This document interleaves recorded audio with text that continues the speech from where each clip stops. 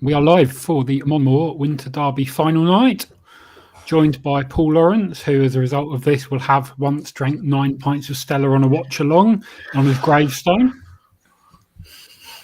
And Burrawatty, the pride of Middlesbrough. Evening. How are we, chaps? Good.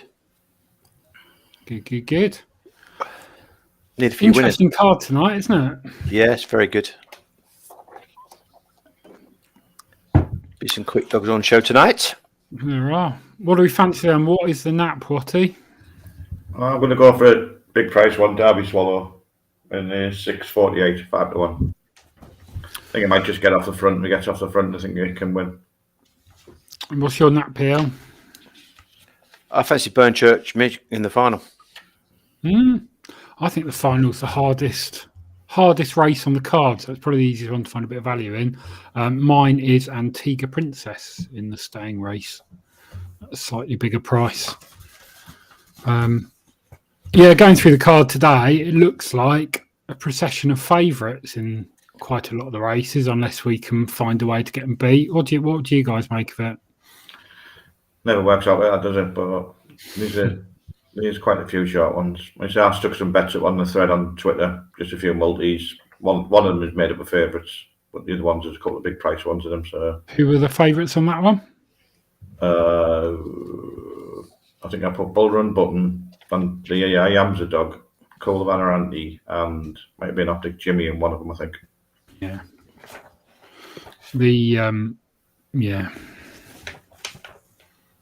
The Optic Jimmy's got a good draw, hasn't he? Looks a good draw, doesn't it? Yeah, he comes away. Auntie's running well. And I'm Dream, the big treble the most obvious. Yeah. I can't see I'm a Dream getting beaten 8-15. You're not going to be wanting to lump on, but get that in a multi with a couple of others, and it turns into quite a nice little bet, doesn't it? Yeah, it adds up if you can get a few with it. Yeah.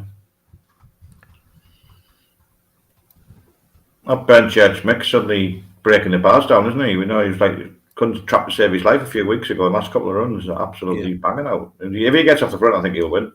Yeah. So do I. But I just don't know whether, because I don't think one wants really being one. I don't know whether they could come together.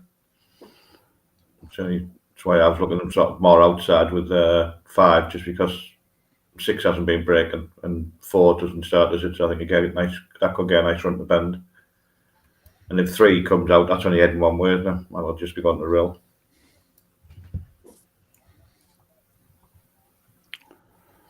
The chat is open. If anyone wants to send us any messages this evening, we'll do our very best to read them out. It's only 3 of us, so we should have a chance to get a few of the messages in tonight. The prices are up for the first race. The prices are up. I will share the screen.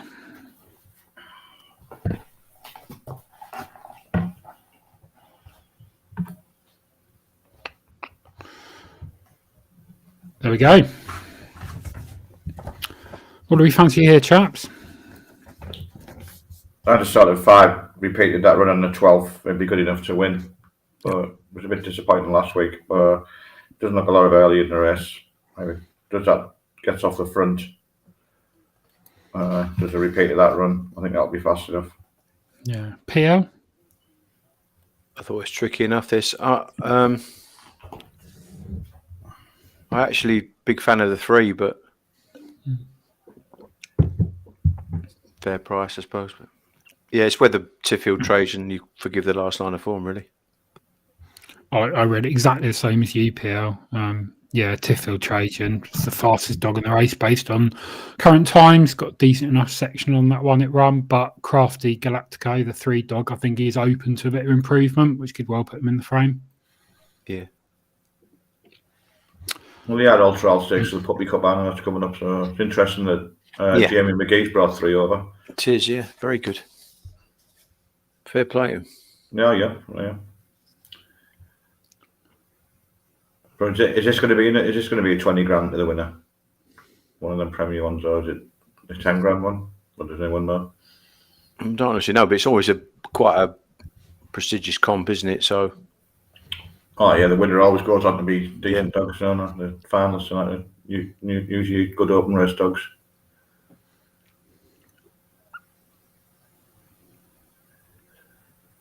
Yeah, I'm with 5. I thought 2-1 early was a fair enough price to take a chance that it would, go back to the form on the 12th rather than last week's run.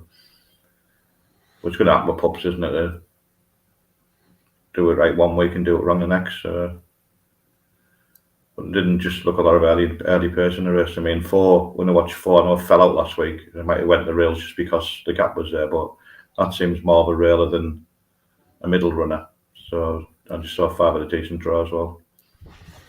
Yeah, I think 5's going to edge in slightly, but as you say, I think the better break the week before really tore up, whereas last week was a kind of a moderate break and it wasn't quite as impressive to the bend. It's probably one of those dogs that with a break you'll see better early pace as opposed to a missed break early pace dog, So. Yeah, definitely. Yeah, I think that's the lead. If it doesn't lead, I don't think they'll be winning.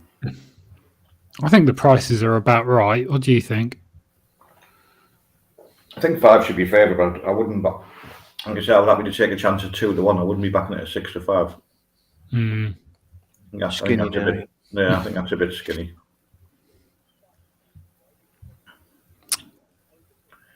But that's a problem with the prices. I mean, look at our dog here tonight. He was 7s and 5s on the all day, basically. Opens up 7-2, and within 2 minutes he's 6-4. Yeah. It's... Someone had 20 quid on in a shop.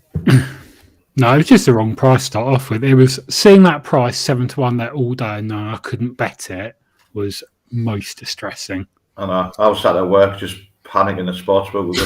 We're gonna chop him from 5s, and I was like, I'm happy with 5s, and I got out to work and galloped to the Paddy Power shop. It was up all day at 7-1, and painful. I know. And so I was galloped to the Paddy Power shop and let me have 50 quid on a 5, so it wasn't too bad.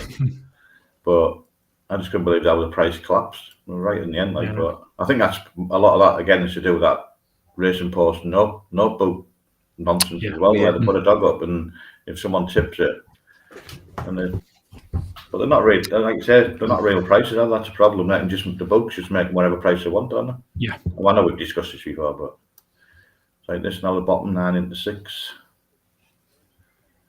Kevin Boone. He had a couple of winners last week, didn't he? That ran okay.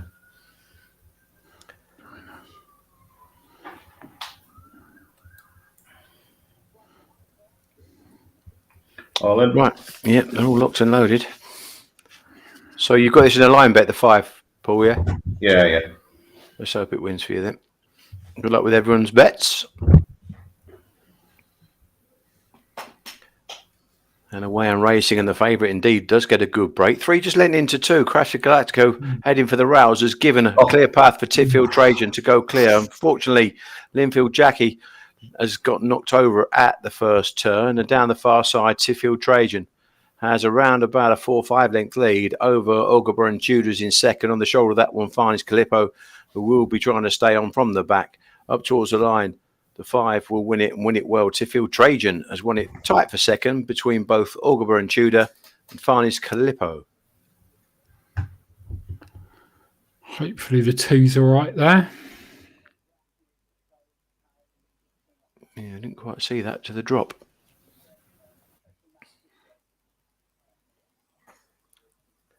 But yeah, you got a decent break there, but I think 3 sort of aided your cause a little bit, leaning into 2. Yeah. For the rails. And 2 just ran straight, hasn't it? I thought. Yeah. Yeah, that's inexperience and pups for you. And although, obviously everyone's got to have a trial now, with pups sometimes it's still, you need probably more than just the one look.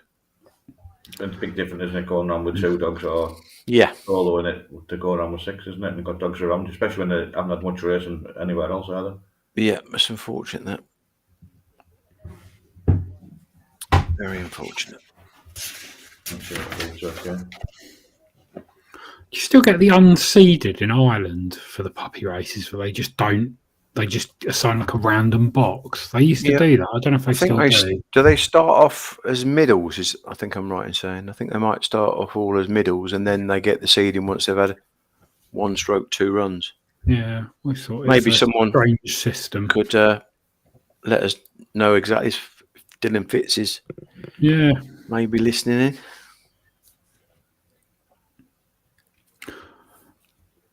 I think that's probably the problem with the unofficial trials in Ireland. People know where the dog's going to run, but there's nothing official to put it in the right place. I mean, if you own the dog, it's great. You know what you've got before a race, and you can get it in at a grade, etc.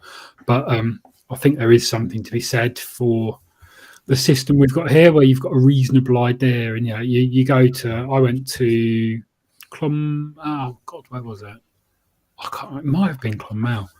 And they're back to 240% because they just didn't have the, and Drumbo is similar because they just don't have the confidence in the prices. Whereas at least here you're betting to 130 or something like that. Yeah, you don't have to have that bit of inside knowledge to have a view. I think that's the thing in Ireland. You can find what you want, really, can't you? So yeah. Important question. What are we drinking? Just usual, standard. Stella Artois. Yeah. We're getting double watty again.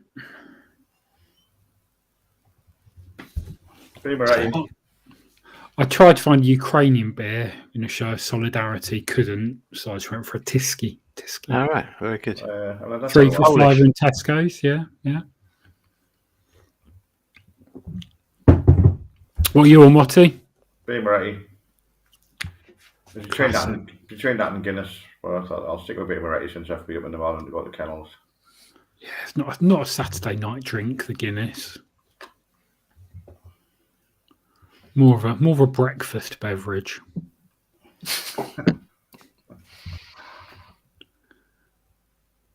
Okay. Is it a bit early to talk about the next one? Maybe not. Let's see if the prices are up. And they are.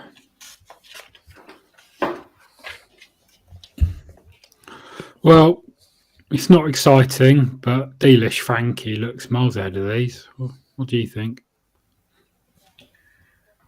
On this run of Toaster, it seemed to have a lot more early than it did at Monmore last week. So I'm happy to take it on me. I think 4 or 6 might get off the front and get away. Unless it improves for the look round. But it could easily, if it goes to bend like last week, the red could get a bit inside and spoil it. How do you read it, Paul? Lawrence? Well, I must admit, I'm a big fan of Delish Frankie. He just looked a big, beating Mastered 10 isn't a bad line of form at Toaster. Had the 2 looks here at Monmore, but as I said to you, earlier on, sometimes you do need 3, 4 looks for. And you'd imagine that Delish Frankie's had plenty of experience at Toaster, so therefore is improving as he goes along at Toaster. He'd be 2-1, wouldn't he, if he was round Toaster? If this race was round Toaster, it wouldn't be 10-11. No. 29.50. Well, actually 29.40 odd at Toaster. So it just looked a bit. Comparison to his Toaster run, last week's run, just looked like plodded round. What I mean? Never didn't show much early and then stayed on. Yeah, one of those though. Again, Paul, he came out sort of flat-footed and just never really got. I think sometimes when you come up running, like even when you look at his Monmore sectionals, 4:49 in the trial, then the 4:58. It was just the manner of the way that he came out. He just never really. Yeah, he got competitive. He didn't. He sort of seemed to come out on all fours really. So I could easily forgive him. My view was if he runs his worst, the only dog that could beat him at his absolute best would be the 4. And you need a lot to happen for that to be the case. I think even at 10-11, he's quite a good favourite. I made him sort of 4 to 5. It's hard. After watching, I mean, if he comes away and gets without, it's obviously chalk. Yeah, I think the fact as well, it just drawn one off the fence just might help him break that little bit better as well. Yeah.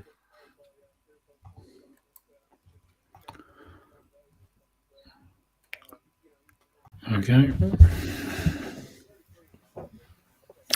Need to sort your internet out, Mr. Watt. Well, do you think there's problems? I've had no issues with it. Half when I come on here. Must be me to blame. Usually is in this house.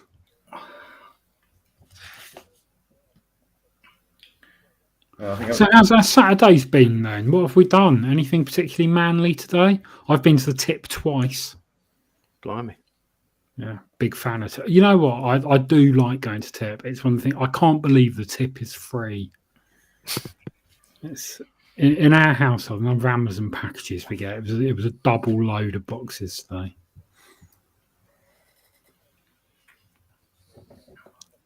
Has it been a punting day for you, chaps?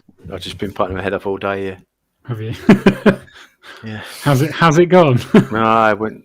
It was bad at Crayford. It was mega wide and it wasn't brilliant at Crayford. My bitch won, which was good, but I didn't get the fancy prices, which broke the fall. And then Doncaster started well, and then the nap got. But I'd actually, if that had won, I'd have been on the winning day. But I got 13-2 about a dog winner, 5-2, and it walked out. Can't eat value, can you? No, not at the moment. No. Well, this morning at Romford, it was all white, wasn't it? So, the last couple of races, I didn't even play at Romford. I was just concentrating on. Yeah, I don't normally do, but with it being there, and I've just backed in the big price ones. Managed to get one at 12. That one at Waikiki, was it Waikiki, Doug?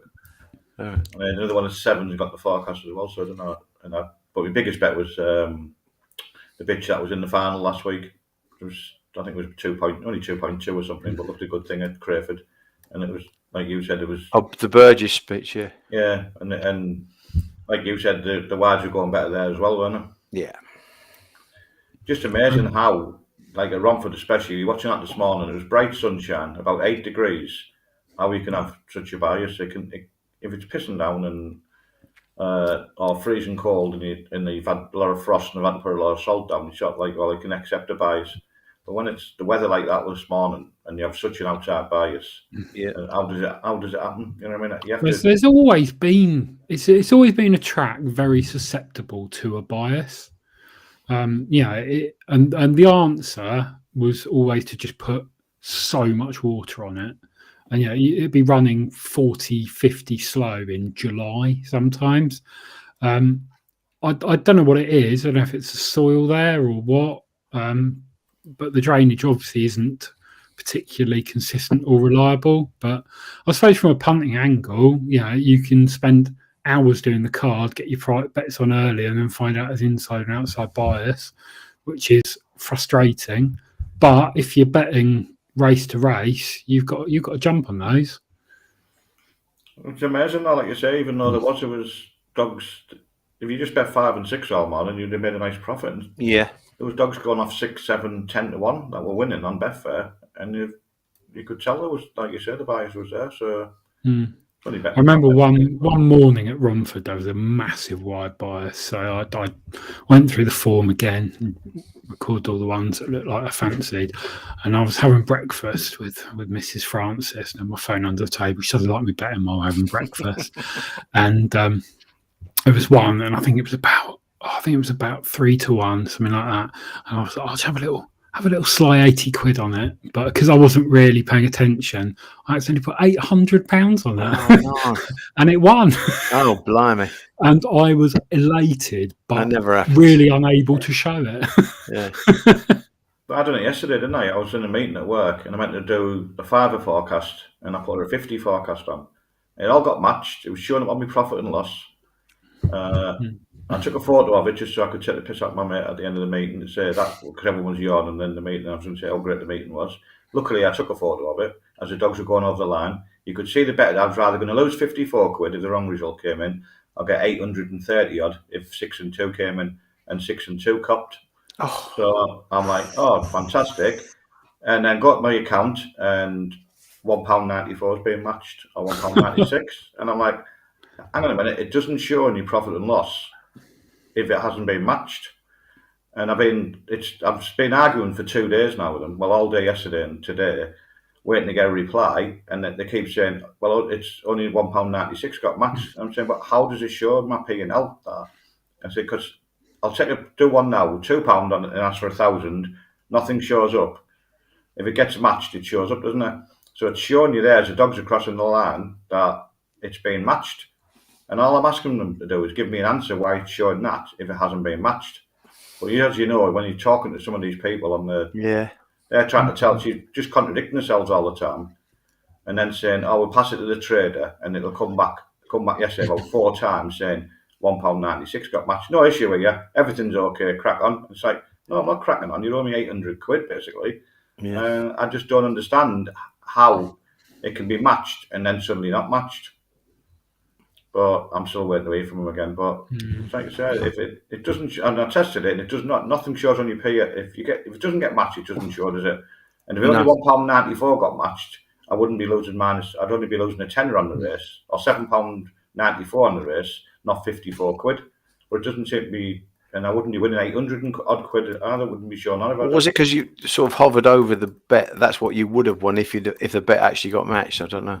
No, it's there on the screen on my profit and loss and for the race, and I luckily took a photo of it just as it went over the line, Right. so you can see the dogs going over the line and seeing what the actual profit and loss is.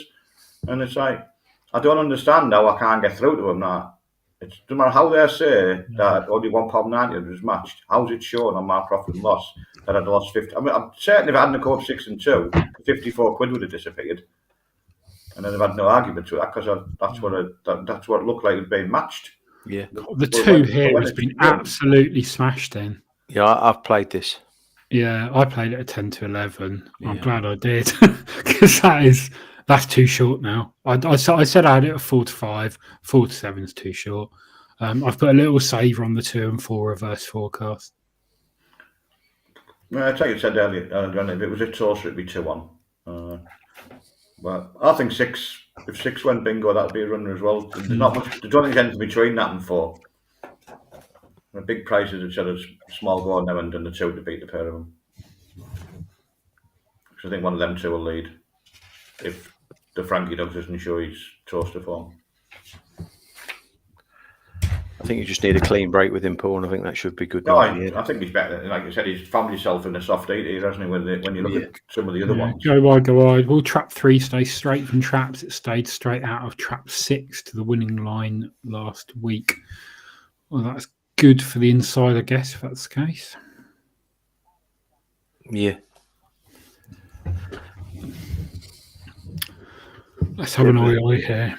Bit of a nibble for Droopers odds on as well. Yeah.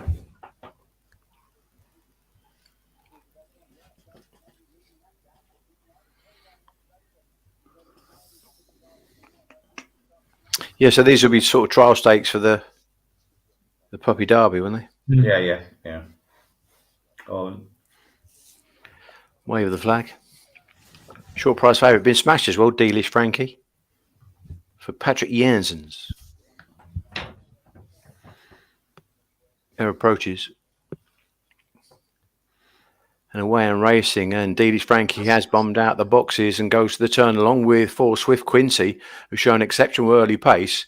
Up on the inside, then 2 comes through the challenge. It's 4, though, a length and a half clear at the halfway stage. Swift Quincy going on from Dealish Frankie and Tommy's Bolts trying to make inroads as they reach the third turn. 4 cuts across the stride of the 2, who's going to pick up now and come back for more. Swift Quincy still with Dealish Frankie up on the inside, closing with every stride. Photo tight. I think Dealish just got there in the shadow of the post. Is that a reverse forecast for you as well, Tom? It is. I don't know if the 6 has got up though. Genius alert. You know, I stop clocks right twice a day. I think he just got up, didn't he? Yeah, I just got up. Yeah, I bet he stretched his neck where it mattered. And to be fair, four showed best early, didn't he? I thought 4 or 6 would lead personally, but I bet 4 and 6 are big, massive double figure prices. But I've done 2, 4, 2, 6. So I bet I think the focus was 9.6 or something on Betfair. So there was a couple of stages where I thought 2 might jump over the back of 4. Yeah. So I thought his race was over. He at didn't. That He held very his point line. To there. be fair, he held his did line, but really well. he just seemed to have to sort of check his stride a little bit at the second bend. But this was here where 4 did chop right across his nose. Yeah. You can see his head go up in behind as well. Dealey's Frankie, and I think he's done really well then to pick up as quick as he can when he lost his stride pattern. Absolutely, it's easy. Yeah. You see a lot of dogs lose heart at that point, don't they? That's the Yeah. second time they're trying to get past. They go, oh, fuck it.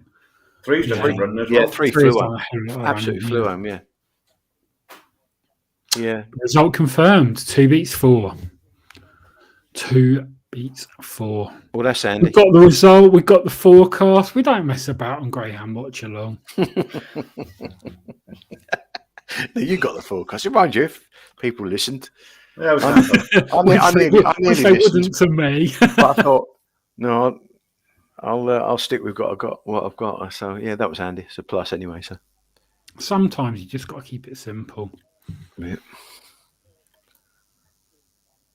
Didn't want to be on a 4. Didn't want to be on a. Wouldn't want to be on a 4 to 7 at the third bend when they got his nose chopped off, would you? I know. No, you wouldn't. No, I must admit, I thought I was beat there. I was really impressed with his determination. To be fair. Yeah, that wasn't the way I thought that race would be won. No. And you could take a lot out of the race with Swift Quincy as well. To be fair, for Mark, that was a nice turn of early that as well. So And 3. Was. yeah, no, 3's run well. Yeah, they've all run well. They'll be players in that comp, no dangers. Yeah. 3 looks a type that could keep qualifying, doesn't it? And then get a break out of him at the final. You never know, do you? Runs pretty well from any box as well, which has an awful lot to be said for a competition dog. Yeah. No one really dreams of having a middle runner, do they? They go, I want a bang railer or a good wide dog. No one goes, I want a middle dog. And putting a middle seed on your dog's a bit like, oh God, could end up anywhere in the draw. But yeah, we know that with Danny, don't we? Exactly that. Yeah. Oldham Zidane. Right. Anyway, I've run out of petrol, so I need to go and get some more. Top up.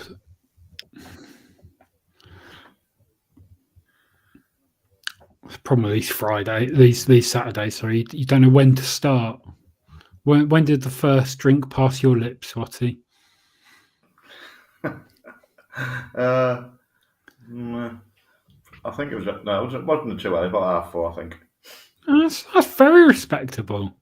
Yeah, I wasn't. Well, I was out last night, so I thought we'd have a bit of a break in between. That helps. Last night and starting again today. I've not been able to drink to excess for several weeks now, with Mrs. Francis now only being 13 days from the due date, so I have to be in a state that I can drive to the hospital. All right, yeah. And I'll tell you, I feel pretty good.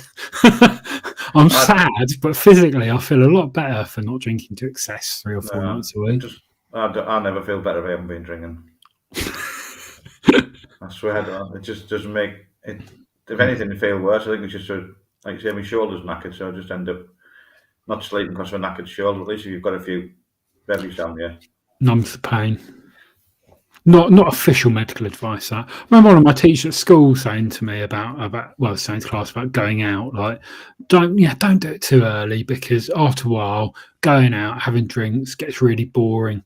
Don't think it ever does. I think he's wrong. That was bad teaching on his part. Oh, it does.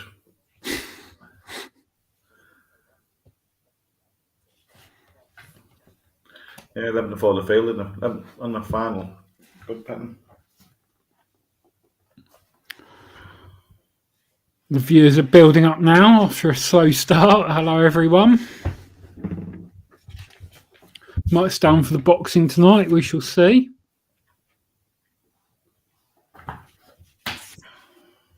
So how's your punting week been, Watty? Any highs and lows?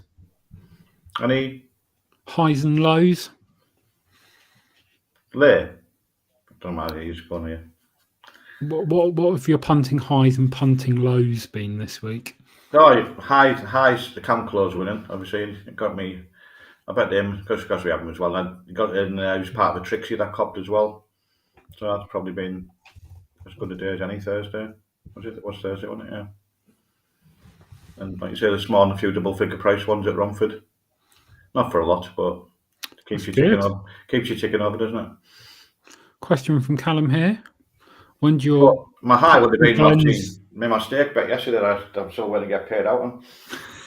Yeah, could be in for a wait. Question from Callum for you, Otty. When do your pups with Glenn start trialling?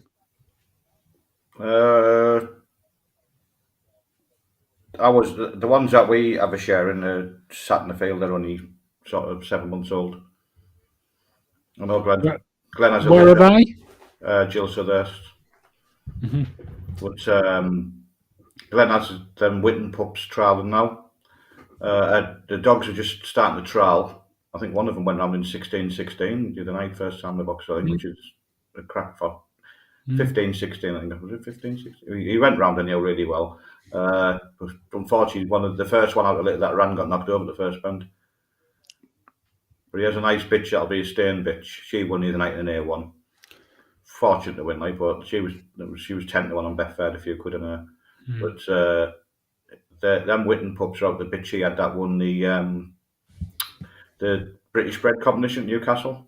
Mm-hmm. So he's hoping that a few of them might turn out decent, and they're all chasing, which is the main thing. It's half the battle, isn't it? Yeah. So, but the ones we have, like I say, they're only 7 months. We've got another one coming over. It's been coming over for about 3 weeks, but she's only 4 months old, I think. But every time I went to bring her over, the microchip hasn't been done, and then there was all the bad weather. Couldn't bring her over on the ferries the last couple of weeks. So I think you read by Kelly McCarry, because she's got some pups that are the same sort of age. So where there's nothing at Glenn's like that age, the other pups would be too big, probably bully her a bit, So who was that really good dog that Macari had? Pinpoint, yeah, Maxi. Yeah. Pinpoint Maxi's flying machine, wasn't he? Yeah, great dog. More, it's like NHS Direct. This stream, painkillers, a glass of whiskey cures everything. Again, not official medical advice, but do you know one we've all tried? Do you know when I did the Cheltenham race as well?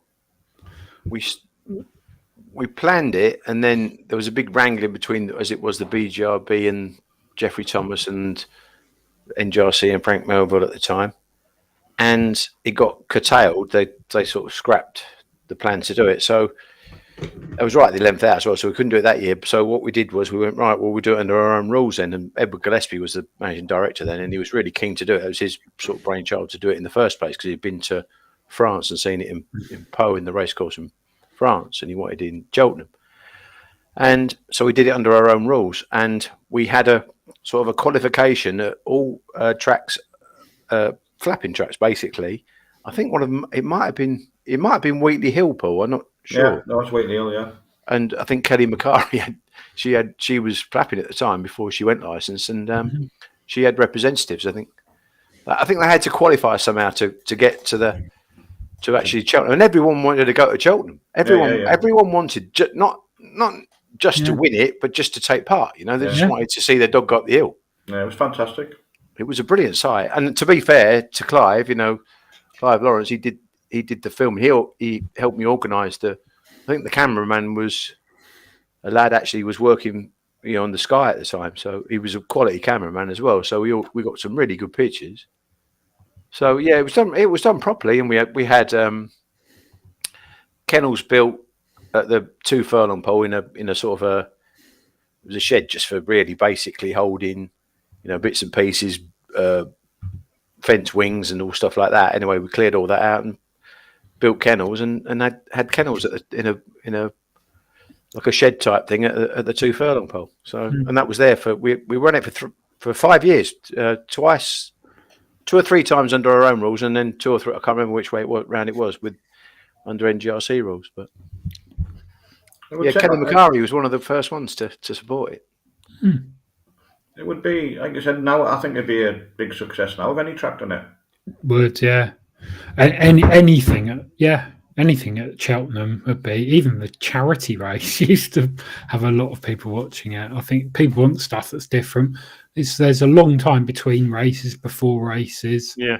Anything that's a bit interesting, I think, is good. I think that's the magic of Greyhound racing. A race every 15 odd minutes when you're at the track. Bloody boring being at a horse racing meeting. Imagine being at one sober.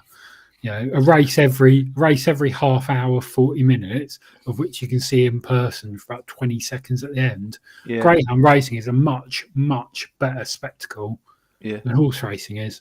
And I think if the facilities improved, it could be a far more popular sport than it is. I mean, you look at Romford on a Saturday night, it's rammed. You know, if West Ham have a home game, you get all the lads from there going as well. And yeah, it's the worst quality racing of the week on a Saturday night there, but it's always packed, and that's with the facilities that they've got. I think, you know, it's somewhere that could be really tip top. It's a shame Wimbledon couldn't have been turned into something mega, because you could have spent whatever on that and it would have done well being in London, but Yeah.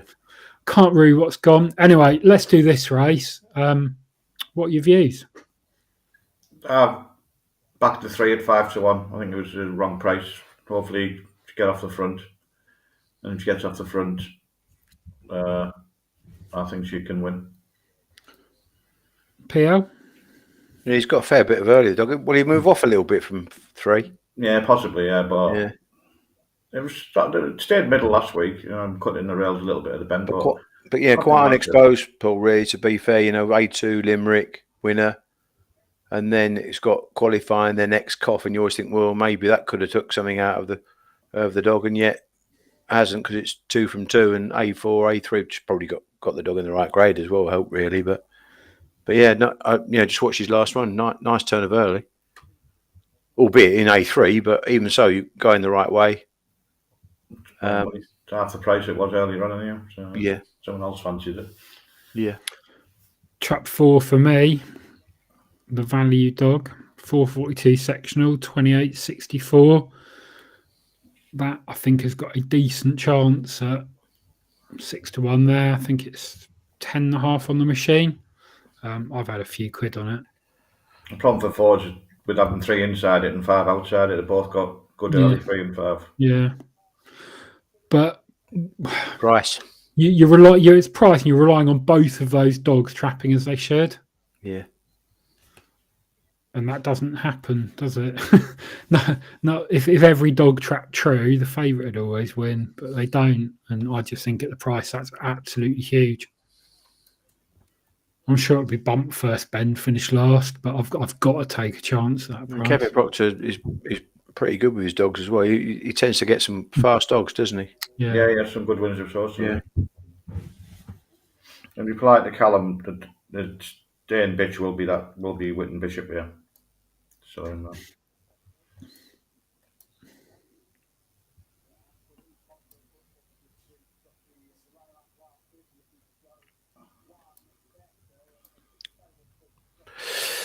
Yeah, I bet 3 and had a little cover on 1 and 4. Ben's yeah, 1's got a decent chance. I would say 1's value as well at 7-2. Yeah, only negative is probably 2 will die for the rails. That's what I think. 3's got a good draw really, but yeah, it's not gonna. It's not as long gonna as the traps. he doesn't move off too much himself. Yeah. Yeah, that's why I fancied. Another reason I fancied 3, because I thought 1 and 2 could possibly spoil each other. Yeah. Dylan's on. Hello, Dylan. I've bet 6 to place at 2-1 here. Nice draw. Well, that's pretty much the entire field covered. I think it's 5 the only dog we've not mentioned. That's run A1s. So bit of money for this. Bit of money for this Irish dog. Interesting. Jamie McGee. Yep. Hair runs.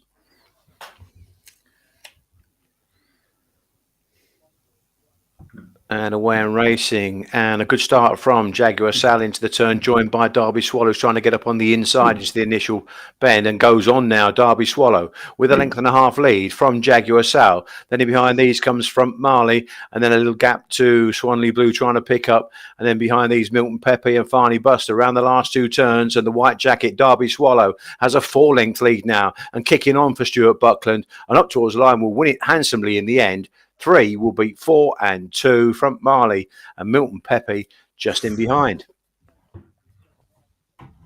Yeah, that was Well good done, effort. chaps.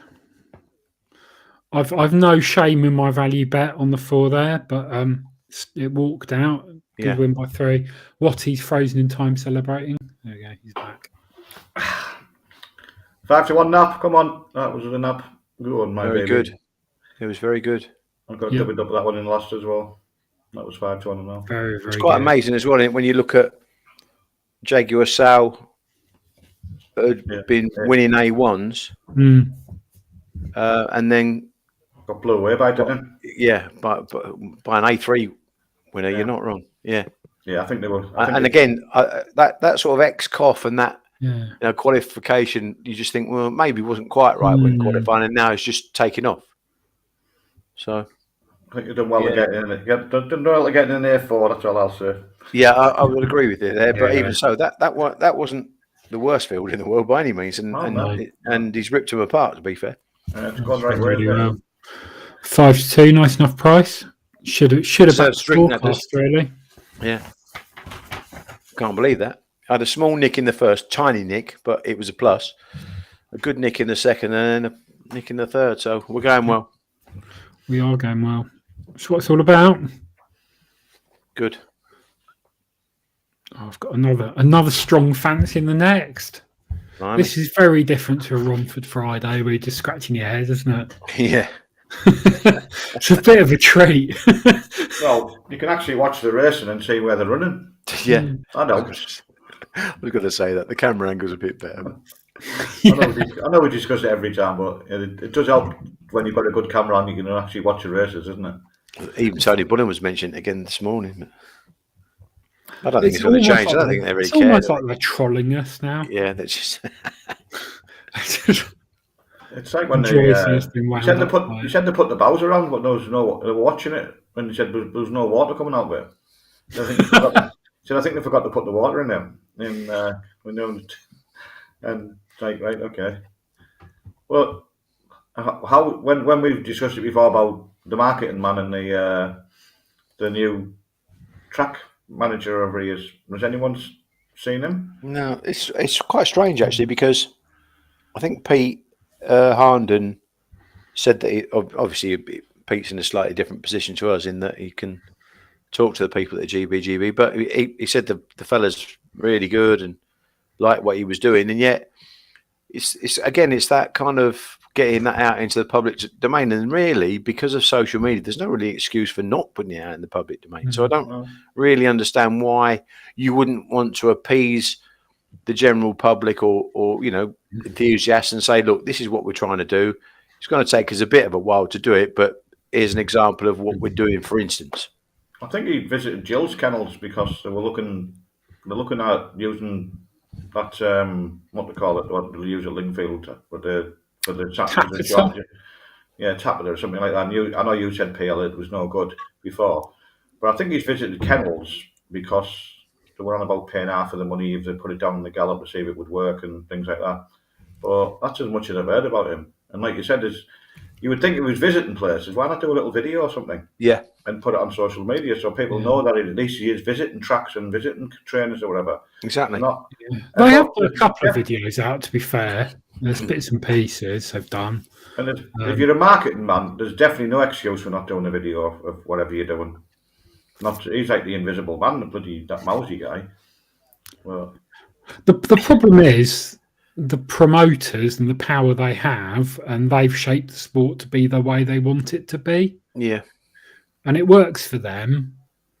And we still get greyhound racing out of it, but it's not making it what it could be. No, exactly. It doesn't really work for the product that they've got that's working for them and is profitable. Which is why I think what Mr. Boothby's doing, where he's just going a bit rogue, I quite admire. And I saw a rumour on Twitter yesterday that he's applying for the owner's rep position. Yeah. And what a power move that is. Fair play to him if that gets approved. I can't. Surely he should be on the other side of the thing as a promoter, not the owner's rep. He's a different promoter, though, isn't he? Oh, yeah, To I'm be not fair, knocking him he either, is. like, He's a I'm bit not- more. He's a bit more down to it. He's a bit more accessible, Paul, isn't he? That's the thing. Like, yeah. even when you went to He's a Endo, I man, not remember. a corporate body. Yeah. Yeah, to be fair to him, he's a bit. He's not aloof, is he? Put it that way. He's a bit. Yeah. Oh, no, He's a bit more down to earth. To be fair yeah. to the man, and He chats to like RPG TV and all these things, Yeah. probably more on his own than the rest of them put together.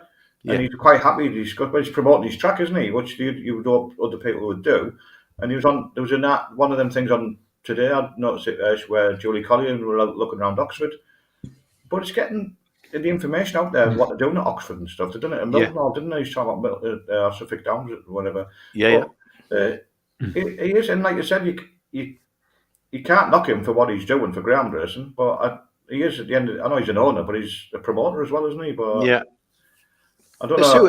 There are two ways of looking at it. The thing, one thing I would say is he's not completely clueless, is he? So, and the fact, even listen, what was that last week? And that might be through Mick Keneally being there at Toaster now, doing the buffet and that and the food for the owners. I mean, it's a great move, and again, it is a positive for owners.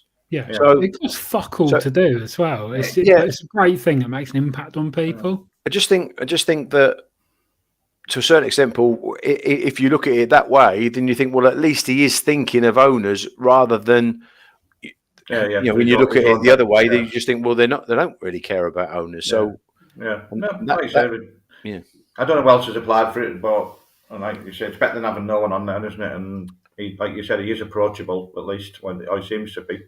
Yeah, and I think any decision out there, doesn't he?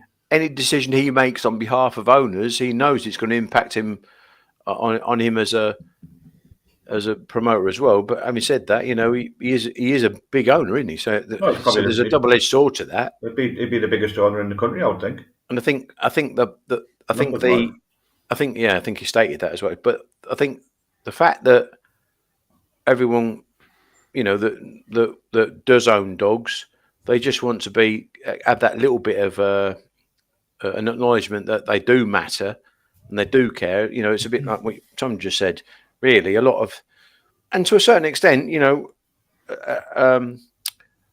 Kevin is sort of wrapped in the SIS bubble, if you like, and to a certain extent tied to the SIS model. But it seems to work for him. Now, whether that would impact on, obviously, you've got Smythe that's jumped from the SIS to the ARC, or will be jumping, and you've got Rachel with ARC. Whether that gives SIS a bit more of a leverage onto the board, I don't really know. I'm not too sure, because again, he would still be representing owners in theory, rather than. But I can't help thinking. I know that people are thinking that, and I can't help thinking myself that there still will be an impact on him as a promoter. So it's kind of there's positives and negatives, I guess. Yeah, but like you said, he's got plenty of dogs, so he what you would hope whatever he's going to do, exactly, he's going to be done for the benefit of the owners. Yeah. But what they'll allow him is another thing, isn't it? Like when you've had other people and they've been on there. I know Paul Carpenter didn't last very long on there, because basically, do they want to hear you, or are you just a token part of the board? Again, that's the danger, and it has seemed even more and more in recent months, years, probably the COVID period, that they do seem to have got a little bit of a closed shop there, and it's just seemed to be focusing on what they can get out of the sport. I really get frustrated when you look at what's happening at the moment. There's no dogs about. Well, I'm saying there's no dogs about. There are less dogs about, if you like, and there's the same amount of racing. And I just think the amount of 5-dog races we get, the amount of dogs that get over raced, they crack on about welfare all the time, and that is impacting on welfare. And it's an easy, straightforward thing to do. Is just reduce the number of races, and give the dogs a bit of a breather. And I think from that, you'll get more competitive racing, because the race manager can take more time to do rather than just fill in Yeah. the boxes. You can create better races, and there's so many dogs that go into a box, and you just think, "Jesus, that out again." I know. And And you've seen them, and you've seen them sort of limp round as well, haven't you? You know. Yeah, that's the date. And I just think, who is actually monitoring that? And you have stipended stewards, and I don't really think they do monitor it. I don't think. So therefore, what is the functionality of it all? What is? Well, it's welfare, isn't it? Until you go through the gate with your dog, and then that welfare thing seems to go out the window. Yeah. But it is an easy fix, like you said. I mean, like I've said before, if people in the betting shops or whatever, you only have a limited amount of money. Yeah. So if there's 10 races on, and you've got 10 6-dog races, that person's going to have their 20, 30 quid on over them 10 races, rather than have the 20, 30 quid over 14 races. Yeah. You're still getting the money out of them. I mean, you have winning days, losing days, you know what I mean? But you're still going to put the money on. It doesn't like I say, there's that much of racing on. There's no, if you're in it, I mean. And it's sort of interspersed with, Australian racing with all sorts of foreign horse racing. And so it's not like you haven't got a product. It just seems like it's an overkill to me. And that's where the foreign stuff's enough, though, is it? Because it's about they have to race every certain frequency to be allowed to run the betting terminals in the shops, and that's what's driving it and driving all the racing. Obviously, when there was the split between, was it Bags and SIS that split into two? It was SIS and one other. It was just there was a race like every 3 minutes or something, which was just mad for a while. I went, like I said, it's the first time I've been in a betting shop for about 2 years, I think, when I went to bet the camp closed the other day. And when there used to be 4 machines in a shop, and it was £100 a spin or something, wasn't it? When I went on the things, right? But I didn't notice, but my mate said to me, he said, "Oh, look at all them there." And I think it was a Paddy Power shop, and I think there was at least 8 machines. So basically now they've cut what you can have on, but they've got double the machines. Right. Thinking, there's nobody anywhere, funny enough. But whereas when you use £100 a spin or whatever, and people were queuing up to get on the bleeding things. But I just there's a little town near me called Sawston, and it's got about 10 shops in it. And there was a Corals, and then 2 doors down, another Corals opened.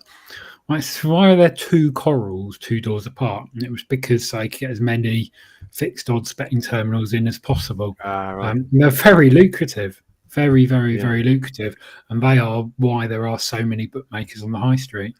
Yeah, there was 3 Ladbrokes within about 500 yards of each other, and I was it 4-4, and I was talking to one of the managers, and I said, "Well, you can't fool anyone. The only reason that you've got this shop's here and there's one over the road like 50 yards away is because you're not allowed to have 8 machines in one shop. So if you were allowed to have 8 machines in one shop, you wouldn't have 2 shops open within 50 yards of each other." But they're arguing the case. We would. And I'm thinking, well, welcome now we can't have these machines. They're not worth it. The shops are shutting down. Yeah. A few comments here. This one about Boothby's applying for it with GB have to approve him before he can run. Yep, I've heard that. Another one about Mr. Boothby. He's the biggest owner in the country because if it was not, then the tracks he runs would not have enough dogs to run. It's an interesting one, isn't it? Because track-owned dogs was a big area of debate for a while, and I suppose with his tracks, it's kind of happened by the back door. But he buys his dogs, and he's had some nice ones. And Paul says, surely it creates conflict of interest. Well, it does. He's a promoter, not an owner as such, but I can see why he wants to be there in the sphere of influence. Right, I've got 4 minutes to the off in this race. There's 3 dogs I fancy in it. I can't decide which one. So hopefully you two can narrow this down for me. I went back to Red of 5-2. I think 2 looks a nice dog and it could possibly spoil each other, but I think experience-wise, the Reds had a lot more runs than the others. Good grade of Hove. I think the Olds are blue at the corner. I think the one can win. Yeah, I was just saying, and one out of 2 went for the Rouse as well, so once one, but it's just we obviously don't really know too much about 2, so they were the 2 as well for me. So I've played only small, but I bet one's saved 2. Yeah, it was between 1, 2, and 4 for me. I quite like the look of 4, but I was worried as the middle of 3 middles, it has every chance of being held up by at least one of those. So it was between those two. I was slightly favouring Snake Route when that was about 4-1 earlier, but at 5-2, I think that's plenty short enough. Yeah, when I looked earlier, they were 5-2, 7-2. So yeah, sort of value sort of gone. You could at them prices, you could do what PL's done, couldn't you? But the thing with the 2 is, I think it's open to a lot of improvement. Oh, massive improvement, yeah. And that's why I was favouring it. It's just experience-wise, so isn't it? If it doesn't do it, if it doesn't go bingo, it might lack the experience. What if it does? Oh, if it does, yeah. If it does, it'll probably, if it leads, it'll probably win. Like you said, like most of these puppy races, the dogs have the front to win, don't they? It's interesting as well that Andrew's actually given the dog 4 looks round already. So I know, obviously, I know that he's attached to Shawford, and Shawford isn't there at the moment. But then you'd think he'd spend most of his time trialing at Newcastle. But actually, there's only one trial at Newcastle, which is a reasonable sprint. 17, I think is okay. But actually, has got the 28.49s and 28.50s on a regular basis. Now, whether he can improve from that is a different matter. But you'd think you'd say that he could. And his last section was much better. So he timed the boxes right. Yeah. And that's obviously half the battle when you've got pup. So I think he is a runner. It's just that we haven't really seen too much of him over in this country. So. Yeah, well, he's done it right, hasn't he? The trainer's done it right. If you're going to target the competition, what's the point? We've said before, haven't we? Where there's no point like trialing them here, then going to Newcastle for a trial, and then come back here. Which makes me think that he's serious about this dog. Do you get what I mean? That's the point I'm trying to make. Yeah. I'm going about the tri-cast. I'm going to go 1, 2, 4 on it. 3's a bit of a sleeper from the boxes, so I think 4's got a reasonable chance of clearing that. 5 might bump it, but it's going to bump it inside into space it's already got. And I think the 1 and 2, unless they get in trouble and tangle each other, should be a procession round. So it should be those 2 with the 4 is my reading of the race. But there's a lot that's got to go right for that. I've certainly bet the 2. Turn the 2 at 1 now. Yeah, another puppy contest here. Favourite drawn in red. Here approaches. Lids rising off from racing, and Snake Route has bombed out the boxes and leads comfortably into the turn. Pace up on the outside from the 4 Cochise, but just gets a bump there, and Claire Keith Remy has just got a little knock as well. Down the far side, Snake Route's in a bit of a hurry here. It's gone 3 lengths clear from Cochise, and then in behind comes Claire Keith Remy, looking to pick up down the rails, but it's still 2. Snake Route with a length lead from Cochise, who's looking to swoop late and fast and gets up where it matters. Cochise, a big black dog, drops his head down on the line for David Mullins, the Romford Raider. He's fucking got the tri-cast, hasn't he? I think race fitness has been the difference there, hasn't it? I'll tell you what, this game is easy. Bloody easy. I'd definitely be taking the 2 out the race if you had a choice of it being given one of them dogs. Yeah, one just seemed to kind of step to the right at the first time, but then to be fair, corrected himself. But he's a big dog, isn't he? 37 kilos, Coachy. Yeah. Jeez. I think it's just race fitness, so that's possibly cost a blow deal. Yeah, possibly so, yeah. It's its first ever race, isn't it? So when they're over here, anyway, so. Yeah, just got a bit tired in the closing stages, but he powered home, didn't he? To be fair, Ford's on the storm because could have easily done it wrong at the first bend. There was 3 dogs in the line, wasn't there? And he was on the outside, like outside of him. So he's no, it's a good winner. But I think we had the choice of winning out the race. I'd take the blue. Good breaker too, isn't it? Yeah, good breaker. Yeah. Which is again going to put you in with a chance. Fair pace as well, so. It's obviously going to be a decent comp. DeRota's Woohoo, he is. The 2 duck. Yeah, well, it's always a decent comp, isn't it? It's always It's always class. Always classed competition. Yeah, something to look forward to be fair. Yeah, we had Inky hold him in it a few years back, but then I think he had to get pulled out with kennel sickness. A bit of a sickener. But he's had a couple of dogs doing trial stakes, Darren. I think one of the lemon dogs looks a nice dog, but he's about 40 kilos, and he just keeps doing no. He's been drawn. He's a middle runner, and they keep putting him wider than he wants to be. Right. But I think he's.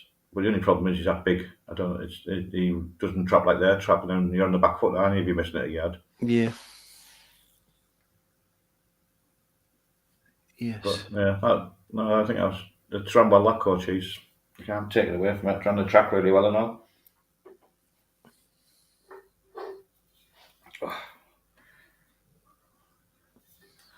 Better go and get to the can before I dehydrate.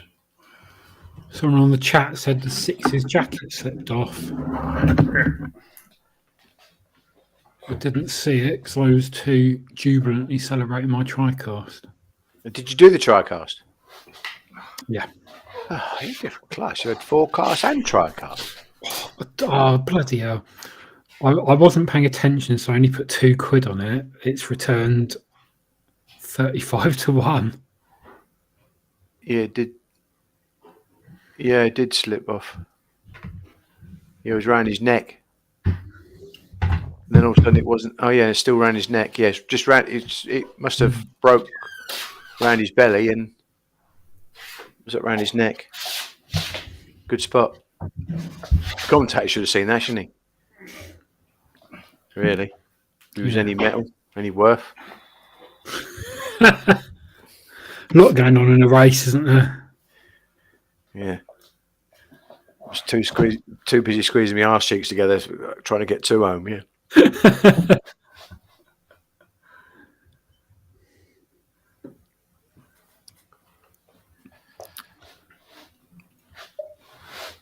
Okay. Oh, did you hear anything about Lee Field? What's happened to Lee Field? No. He had some fallout. That's all I heard. And then the next, I thought he was going to end up on Toaster, but whether he is or not, I don't know. He was right, yeah. Yeah, I think he's going to. I think he'll end up on Toaster. I think. But Yeah. I don't know that no reason was given. Just They're letting him run in opens there, so it can't have been too bad a fallout. No. But he likes to exercise his power, doesn't he? Mr. Smythe. He does. Yeah, he gave no comment on the article. No. Yeah, one of the owners suggested Lee came on this evening. He'd be very welcome to if he's watching and wants to join us. Aye. About what went on. He speaks well, to be fair, Lee. He does, yeah. Yeah, I watched his RPG TV feature. It came across really well. Yeah, it does.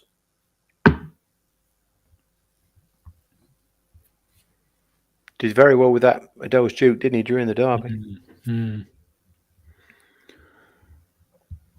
Feels ages off derby season, but it comes around quick, doesn't it? Yeah. It won't be long. No. Before you'll be hearing off the final spin. I can't wait. I love the derby. Some years I think, can't be bothered with it this year. It's a lot of racing. You tune into the first race, you just gripped every year. It's just the best. they're all good races, aren't they? That's the thing. Yeah, they are. And the early rounds as well, you can get winners. That's the thing is, you can always get with John Mullins 10-1 stab, yeah. You can get some good winners. Yeah. First round of any big competition, I think, is great for punting a lot of the time. Yeah. If you know your form at all the tracks, the different tracks, and you can take what you can out of the trials, I think you can do quite well on the open racing. Because people say, to be really successful on your punt, you need to focus on one track, do your graded racing, watch them all. But it's boring, isn't it? It's like a job. It's like going to work doing it's definitely that. A job. It is. It's a I said that to the race today. Mm. So Jesus, I don't know. I get bored sitting at this, but without a guarantee of a salary. Yeah, exactly. And just hoping you get a bonus. bonus. Money out of it. If you make money out of it, it's all right, isn't it? Yeah. Well, it is and it isn't. It is and it isn't. When it's going well, it's great. Yeah. when Like it's you said, not. it'd be better still if you could just get the bet you wanted on it with one book for one firm. That'd be even better, yeah. Yeah, That's what the hard part about it. There's nothing worse when you can't get on. You're watching the, like you said, Tom, like the other day in the Dog 7 to 1, you can't get a button on. You know what I mean? I even opened up the live chat to ask if they could unrestrict me. What did they say? No, they just didn't respond. I was in a queue for over an hour and then it went dead. Who's I this? might have Bet365. Oh yeah, I'd put something up on Twitter today because We'll talk on the spot. and listen, you back me up on this one, Paul, because whenever you see Bet365 going up first, my bits they went 7-2, 11-4, and I thought from what you saw in that 2 weeks ago, I made her evens. If she starts, she'll lead and win. Yeah, 6-4. I thought she'd be. And yeah, and I think she was still a bet at 6-4. You're right. Yeah. So if I ended up 7-4 and 11-4, I think, well, that's big. But now it's shot the big shot. As soon as something gets and then the next show, now she's 7-4. I would have bet big. What price would Paddy Power then come in? Well, in your opinion, generally they'll come in 6-4, 30-8, wouldn't they? Because they'd have seen the money for the Bet3. They came in 14-5, which is nearly 4-1. That's even bigger than And then of course that went 16-5, and then 11-4. Now that went, and I thought, oh, I wonder if my mate's in a Paddy Power in Belfast. So I ring him up. I'll get someone in. As I'm talking to him, it went 15-8. I said, "Fuck it, still take the 15-8." And I had to bet the 15-8. And you just think, Jesus. And then someone I saw, I follow Mark Crossley, the footballer, and he puts up stuff about mental health and Walking's Brew and all that sort of thing. And I really like, and I've had a couple of sort of private messages with Mark because Mark knows. I knew Chris Brook, who owned the Frisbee Dogs. Oh yeah. And he sadly passed away a couple of years ago, and I knew his family. We went to watch his daughter in Grantham up the road. She's into sort of singing and stage shows and stuff like that, and she's absolutely brilliant. She actually sung at the Derby this year. Oh yeah, I remember.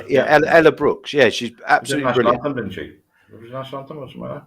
Yeah, I think it was. I think you're right. I think it was. And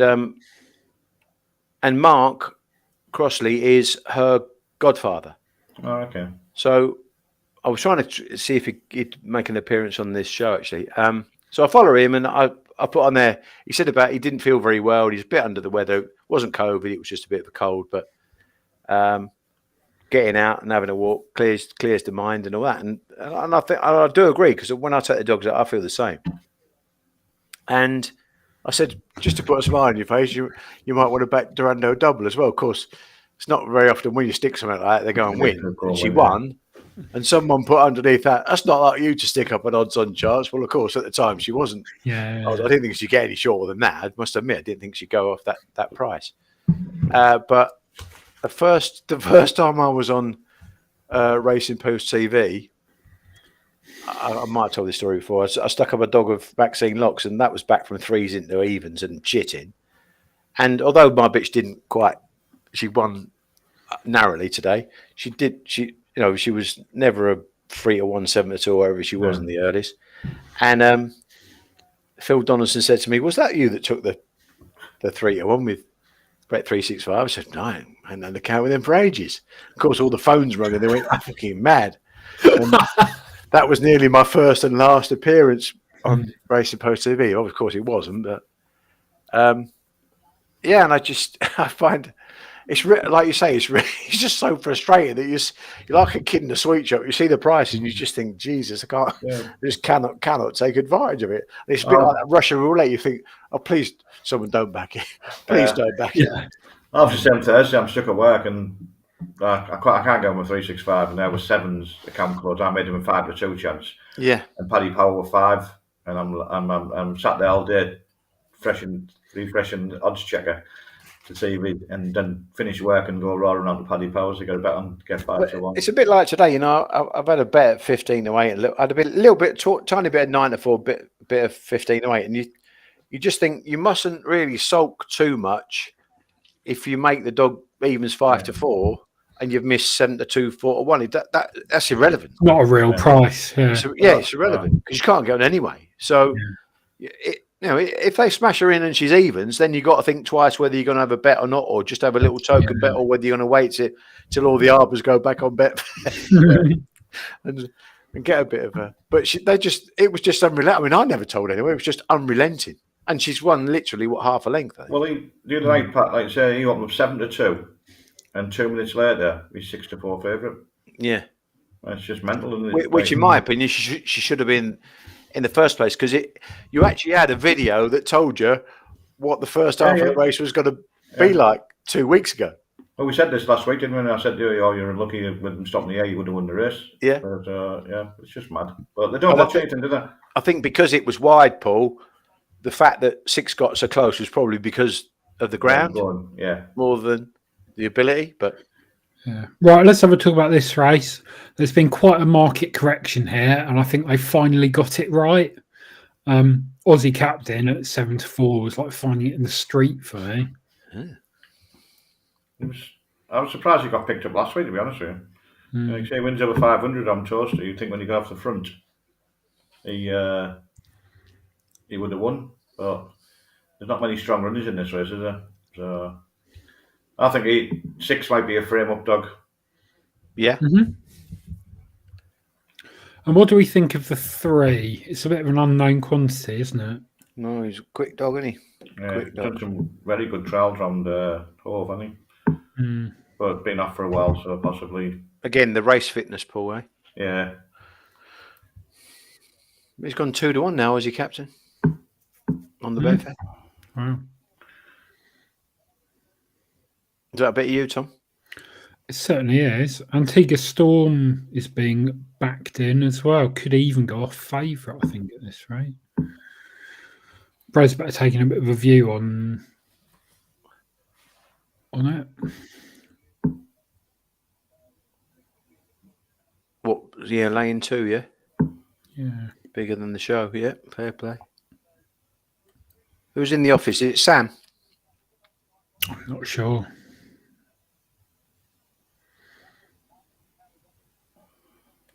Yeah, he's gone quite weak, hasn't he, Aussie Captain? He has, yeah. Framed up 6.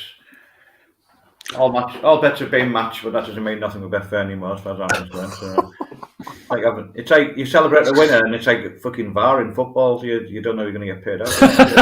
That's it. Yeah. So what have you framed the 6 up with, Paul? Everything in it. Yeah, strange bet, doesn't it? And I've gone for 2. Yeah, 2's now favourite. Has one's leg fallen off? Yeah, it's weird then. Aussie Captain is a very, very classy dog. I know it's been a little bit out of form recently. But yeah, that's the thing. He's probably not quite far in, but even so, I just think Monmore's a speed track, isn't it? And I was surprised that when he led last week. I know that Call Me Steve's a strong dog, but surprised he led and got beat when you think he's cracked out a Toaster over 500 and never looks like getting. I don't know. It's a front runner's track probably more than this, but on the turn a bit more at Toaster as well, so it's easier to focus on the job. Well, someone's against it. 2-1 now. Yeah. Pressure on the machine. Mate, it's not a bad field, to be fair. No, Hardy Rebel's not a bad dog. The only problem with Hardy Rebel is form. He is no comparison to his Newcastle form, is it? No. I just think that there's 5 of the dogs have to lead. Well, maybe possibly not 3, but that's been bet as well. But I just think the way if 6 gets a pitch, you might just run on and grab second against something. Was that Seamus putting his dog in? It is, isn't it? Seamus is doing the dirty work tonight. Yeah. Hard to get staff these days, isn't it? Hair runs. All age 480 open.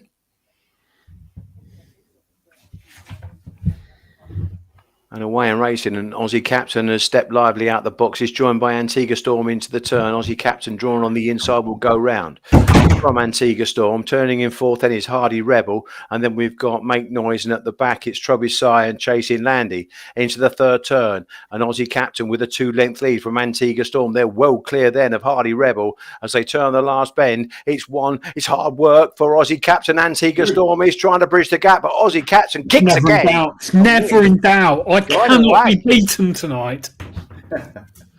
I mean, it's in one of my slip bets. It's one I put up earlier on. Yeah, I thought he looked vulnerable coming off the last and too closed, and he just kicked, didn't he, once he straightened? Yeah, ran well. He's a better dog in red, I think. Yeah, I agree with that. Yeah. It would have been very easy for Storm to have spoiled him at the first bend there. He's just turned. Yeah, I think Ben in one's made all the difference there. I think possibly two's done all the training to get there, isn't it? It's a front runner itself, isn't it? Yeah. Yeah, but because, like you said, one was a little bit vulnerable, you never know, do you? Do you know what I mean? Whether they're just going to... Last week, it's like fell off on the run where they did. Yeah. It's kicked again, like you said, isn't it? Six has done some run after getting... I thought there was some danger here as the two followed it round, but he's done his work well. Yeah, I suppose you're right, Paul. Probably two done all his running to get there. Yeah. And because he's sort of off the true line, he did go, I would say it was, 3 parts to a half in front? Maybe 3 parts, probably, realistically. But he kicked and he's 1 length and a quarter length and a half in the end. So. Yeah. Seen it out well. Another big dog for Patrick, 36 kilo dog. Yeah, I had that Tiffil, just looking here, Tiffil Trajan, that Remy dog, Aussie Captain, little of me. Had 3 of us. Very, very good. Oh, it's green after green on this account tonight. It's just unbelievable. The problem is you can't keep a good man down. That's Toby having a cough for you. It'll be, Sax Romford then do the opens next Friday because about now puppy opens that again, aren't they? Next Saturday. I'm looking forward to doing some of the Irish cards. Yeah. That should be good fun. Get some Irish judges on. I mean, the quality of the dog out there is just phenomenal, isn't it? It's just really, really good. Yeah, the good dogs used to do a couple of runs around Shelbourne, get bought by Ukrainians and bought over. They're either owned by the Irish, the old Tiger Economy, or the English owners with good dogs that keep them over in Ireland. Yeah. And if you've got a good dog to campaign, Ireland's a place to do it. Prize money's fantastic. Everything's set up right, good facilities, tracks tend to run well. Trainers are just another level. They're not frightened to check each other on either, are they? Don't dodge each other, not today. No.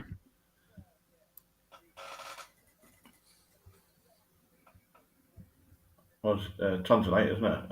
I've got the reminders on my phone. I'll stick...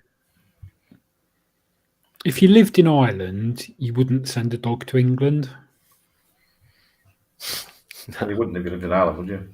No. Unless you're campaigning it for the Derby or something. Yeah. You wouldn't be Irish and go, I've got a great dog, going to send that over to England to run for 250 quid on a Monday night round Nottingham. No. Badly drawn. You might be an early riser and want to run around Suffolk Downs at 8:12. To be fair, these are. I don't know what do one off open race be at, say, Shelbourne Park on a Saturday night. Well, it's different, isn't it? Because the winner takes all. Yeah, you don't have money all the way down the places. Second and third, yeah. Winner, second and third, yeah. Let's have a look. Oh, we'll have a look. 1,000. Ben Grange just said 1,000. Is it €1,000? That's interesting. Because I think in the scheme of things, the £500 the Aussie Captain just won is not terrible by any means. No, but what would Aussie Captain cost to buy? How many £500? I'm not saying it's brilliant. I'm just saying it's decent. It's decent enough. Put it that way. Should be a minimum, shouldn't it, for winning a decent up race like that? And the puppies were getting 300. So again, that seems to have stepped up from that 200, 250 now, and it does seem as though 300 is a reasonable kind of going rate, which again, it's better than it was, but if you compare it to what we just said in Shelburne and Australia, it's not good. But it has got, to be fair, that has got better. Now, whether that will increase year on year, or very much doubt, but that's what we should be aiming for, rather than all this numbers, and running for minimum prize money week in, week out, and running every 4 or 5 days. Yeah, they should be having, decent prize money, 10 race, maybe 12 race cars at the tops, and running for better prize money. And then surely your prize money expense would be, in effect reduced if you didn't have as many races, and therefore you could pay slightly better. And focus on a betting product that people want. Because let's get it right. When you look at what, for instance, that last race, Aussie Captain, we know him. He ran the Derby. Antigua Storm, decent. Mark Wallace, Make Noise. He won the Puppy Derby at Toaster. Hardy Rebel, like you said, a good dog in Newcastle. Paul Trubby Science, the new dog of Dimmock's, that's coming up through the ranks from an A1 at Toaster. And Chasing Landy, we know him. He's a staying type from a local handler. So that they're the dogs that people can focus on and say, well, and in my eyes, odds compilers go, well, yeah, I know that dog. Let's put my prices up and let's lay a bet. Yeah. Well, that's why the firms who were pricing up the opens and ignoring no one can know every dog, can they? Like Bet365 going about, we have our traders and we do our prices, and everyone knows it's cut and paste on the race report. Yeah. And I wouldn't want to do the job. It's an impossible job, isn't it? Unless you were saying, right, you've got the job and you were going to be doing Crayford and Central Park. That's going to be your 2 tracks. Yeah. Another trader does Romford and wherever. And then another trader does Doncaster and Sheffield or something like that, So at least you know what you're watching. But as it is at the moment, they've got no idea. But the sad thing is, most have no idea about the open race dogs either. No. Yeah. Dylan has said you have to remember how much of a proportion the run money is taken up in the UK when compared to prize money at Irish levels. Yeah. Yep, there is that. I will just show you this is the Shelbourne Park car for tonight. So at Monmore, we're at 60 quid for a run, roughly tonight. And yeah, it's 20 euros in the lower places, but they reward success rather than mediocrity. I think it's a lot when you're doing maidens and stuff like that as well. A lot of the people are happy to go because of the run money. They wouldn't go if they didn't get the run money, and it would possibly make the races stronger. Yeah. And that is the thing. Yeah. But ultimately, is that what they want? But I don't think they do. I don't think they want to uplift or promote the sport. They just want it to stagnate and just churn out. And what gets me is when I was a race manager, if you had a 5-dog race, it was like you were on the carpet. It was like there was a steward's inquiry. Yeah. But now it happens, and if it's not a 5-dog, you can get a 4-dog race. So sometimes the advertised 5-dog races, there's a non-runner, and you get a 4-dog race. Yeah. And I just think, how is that a betting product? It's the thing as well with that is when you watch your betting now, there's an odds on shot even in the 8 at Crayford. How many odds on shots do you see? You never used to see odds on shots in graded races. No, you didn't. No, especially in and if a dog was gambled, like the other night when Roddy was gambled 7-2 into 6-4 in the space of 5 minutes, they'd have been asking Darren what's going on a few years back. Now it's our prices. We've shopped him in. We don't care what's happening. Yeah. But I mean, you look at the video on that, and he should have been that sort of price. I made the 6th favourite and him second in. I couldn't believe how they priced it up. And like you say, they had the card mark through Racing Post TV. Yeah. Saying PL said his bitch couldn't be 7-2 this morning. No. Anyone who watched that race last time, she couldn't be 7-2. He's not knowing from there. Problem for me is like you say, you put that price up and I wouldn't mark a card for it. I've just been knocked out. My maximum win in a single with Sportsbook is 25 quid now. Actually, I'm the same now. Yeah, and where I could get a little Trixie on, I can't get that now either. It's just ridiculous. Well, I think the BAFTA's on that as well now. So that's the white flag has been well and truly raised.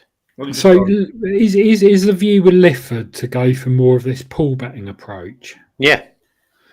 Do you Pool betting, my problem with it is you don't know what you're going to get until afterwards. So Um, understand that. how do you And mitigate that is the general the way that it's gone is because basically through greed of promoters, stroke bookmakers, whatever you will, because a lot of bookmakers own tracks. It's gone from when it was in its heyday and 1% per runner as a 6% takeout at White City when they were queuing up at the tote windows to get on, to now being 30 something percent. So where's the value? There's no value. So and because there's such an alternative now through, say, Bresbet, for instance, going 120, or say 110 on a Friday night. Yeah. So and then eventually Betfair going 100 or 100, whatever it is. Yeah. Then you can't compete.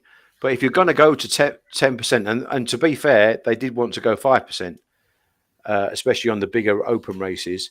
But there is a rule through the GRI which says you can only go 10%. So at least it's to prove that the model and the difference is, again, and something that Harry was big on is algorithms, and is actually having an 10% opinion. Takeout or 10% over round?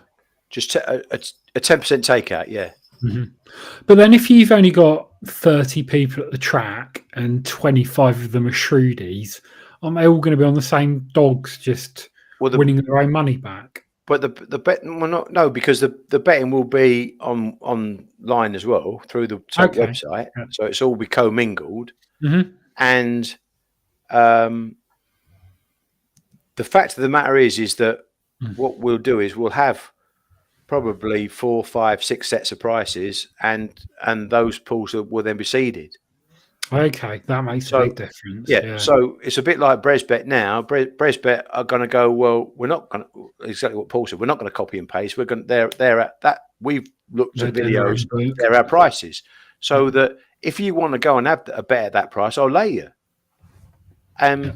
If you're copy and pasting and then someone wants to come in at a big price, you don't really know what you're laying, then you'll be a fool to lay it. And so Bresbet's, again, thinking on the same lines as a tote model, if you like, in that you want to put an effort into saying, this is what we think the price are. Now, the danger is, and we've just said this, I think you said it at the top of the show about it being a 200% market. That would be my one little thing, is the unraced dogs where you could easily fall.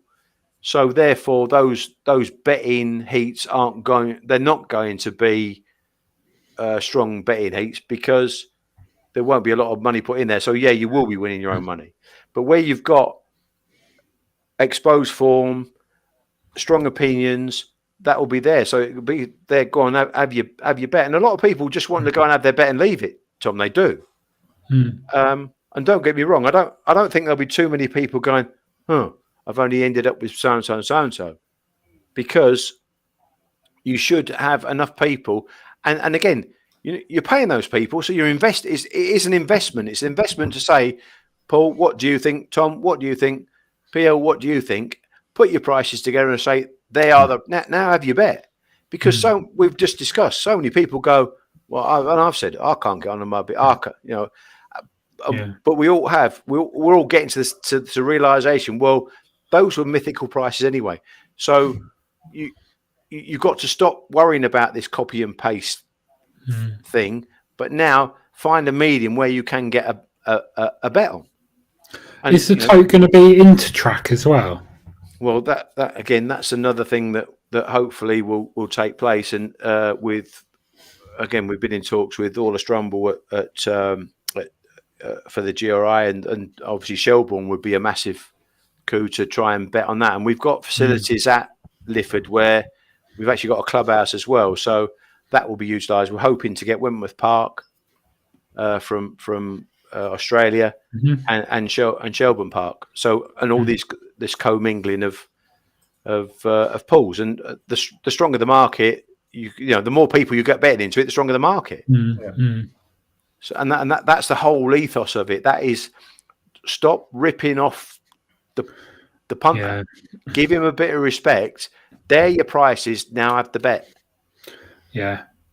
I think seeding it is going to be a real good help. I remember one night at Kilkenny being very drunk, as I always am when I'm at Kilkenny, and me and Kenny backed a dog at, I think it was 2-1 on the boards, but we were too drunk to leave the bar, so we backed it on the tote, and it returned at 1-10. Yeah. But that is the old. That's the old one, because it's the 30% takeout. No one bets it. It's basically it's a mindset, Tom. It is a mindset. But we have got. Harry tells me we've got the one of the best mathematicians that, I mean, and he's been doing it for the horse pools.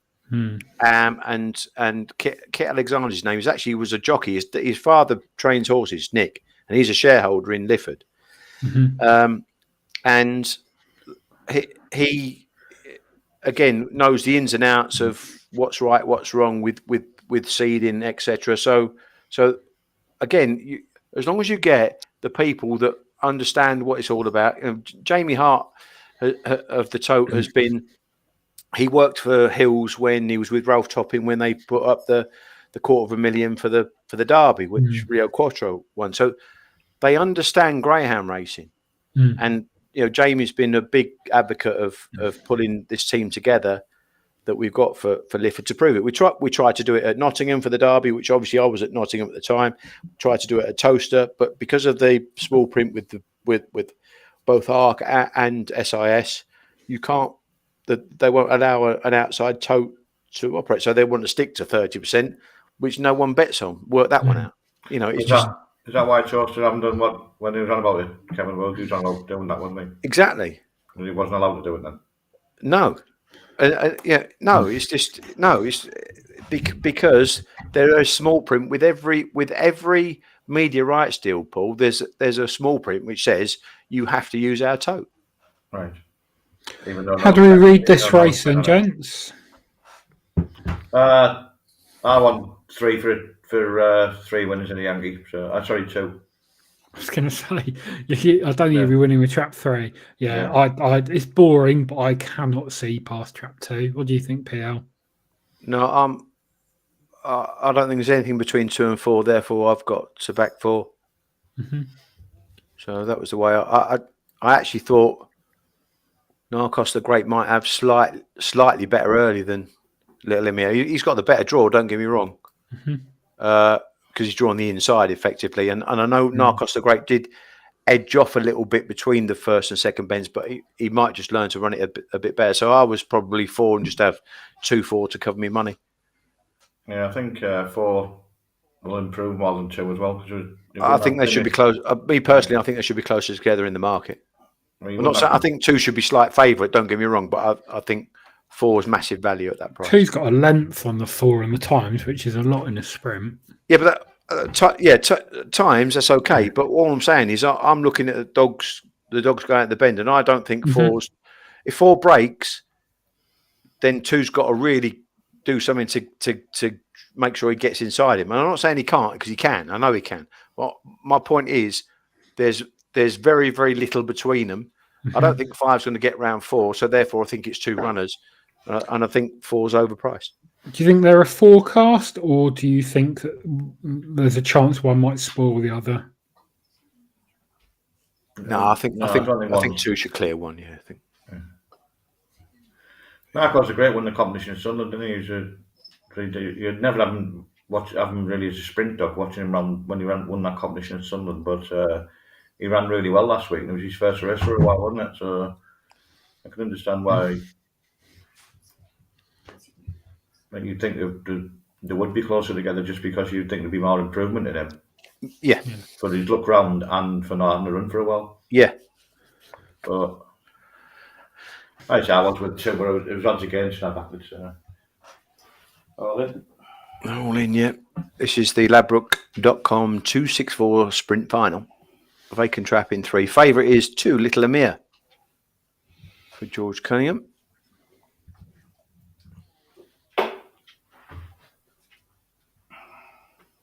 Her approaches Lids Rise off and racing. 4 broke slightly in front of Little Amir, and Little Amir now will show early into the turn, just in front of Koulavani Galev, who just got held up there, and 2's gone on. Little Amir from the inside, Nadine's Escape also trying to run on. Is Narcos the Great and up towards line? It is Little Amir that beats Narcos the Great, and Little Amir has done it and done it well. He's got the win. He's got the forecast. This game, I've got it by the fucking bollocks tonight. 3 out of 4 in the Yankee balls, but I did toss up between the 2 dogs in our other race, and I wouldn't want the winner anyway. I caught Chase one, didn't I? I was between 1 and 2, but profit. Yeah, I got that wrong. 4's run really well. Yeah, 2 was better than 4 to the bend. Well. So I did actually get that wrong. 2 was better than 4 to the bend. She ran well, Nadine's Escape. Yeah, because she's up against real good dogs there. Yeah. I think the 4's done very well to finish second after that. It went into the bend. He's took to sprinting and he's Little Amir. Running well. Yeah. I mean, he was good. He was good in the. Was he not in the Nottingham Derby as well as the Toaster Derby? I think he was. I think he was. Forecast 383. You love to see it. You just simply love to see this. It's a class act. It's a class act. I might just go to bed. I've got 6 winners. No, you need to press up, Tom. No smash outs. There's no need tonight. Got more to put on now. Get on there, yeah. Wuss. I'll end up getting pissed and put it all on Josh Taylor at 1 to 10 in the boxing later. Oh yeah, he has some nice dogs at George Cunningham, doesn't he? He does. I know, took more from Carmichael, didn't I? But he have some decent dogs. Wasn't Little Amir the one that failed the drugs test and then Yeah, I think it was in both derbies, wasn't it? I'm sure it was. Yeah, and then they weren't sure why it had failed or whatever. There was some hoopla about it, wasn't there? I mean, but, he's a nice dog like him.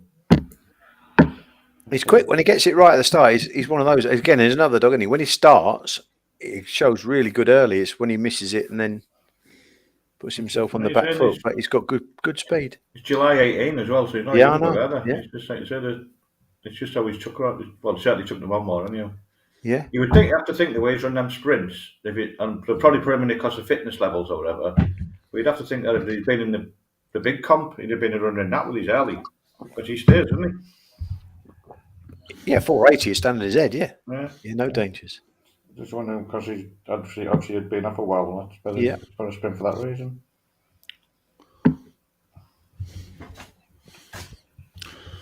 They've won the competition, so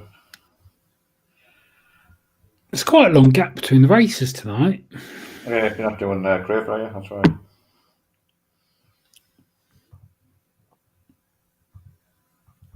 And it just shows how, when you look at the Crayford card tonight, though, the grades that are on, it's when you're on about Romford as well, how you can fill the track anyhow, and people aren't bothered what they're going to watch. Yeah. The viewing at Crayford, I think, is probably the worst in the country. Yeah. Someone was going on about that they're knocking a couple of meetings on the head, I think, when they're not on RPG TV on a Saturday night, and the owners weren't very happy. But they did have a meeting a couple of weeks ago, didn't they, where there was no betting off course or anything on a Saturday night. So I'm just guessing they must have lost a few quid. And I think it must be on there. It is quite busy there. It's a popular track, isn't it? Oh yeah. The locals love it. Yeah, don't.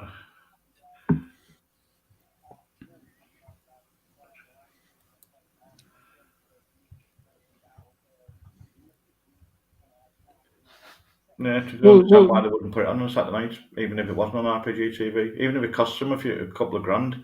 It should keep the owners happy, isn't it? And the locals and that. Yeah. Yeah. But again, everything just. I think the sport's been devalued too much. People expect to get in for free and all that now. It's difficult. I mean, a few years ago, me and one of my mates looked at opening a pub, and it is amazing how small the margins are when you consider what you pay for a pint. By the time you factor in staff, rates, insurance, rent, cost of goods, wastage, all that. It's so marginal. Most profit ends up in the drip tray. So you have that plus the cost of paying out prize money, and without more money coming in terms of entry fees, which are nil or close to nil, or money for TV, it's not really worth it. It's not really worth it, which is a shame, but that is the nature of it. I'm sorry if entertain a short of a few quid, just say on the track. You could think you could take a hit once in a while just to. If it's not, I suppose there's two parts to it. Are those nights making them money, yes or no? If they're not, as a business proposition, that doesn't work. If they're making a little bit of money, but they're running dogs that they're risking being injured or over raced for what is the meat of their offering, which is your betting shop meetings, I'm not going to run them. They've got to protect their product. It will be because of more as well, thinking that, well, we're not going to make any money and we can give the dogs a night off. But like PL said earlier, you can give the dogs a night off by just having 10 races instead of 14. But it doesn't help when that Smythe, was it Smythe who said, oh, breed slow dogs? No, that was well, Mark Bird. That was Mark Bird. Who was married to Corden. Yeah, Mark Bird, the managing director of the GBGB. We should try and get him on to watch along. Do you think he'd join us? Doubt it. Not if he knew I was part of it. It's a negative, isn't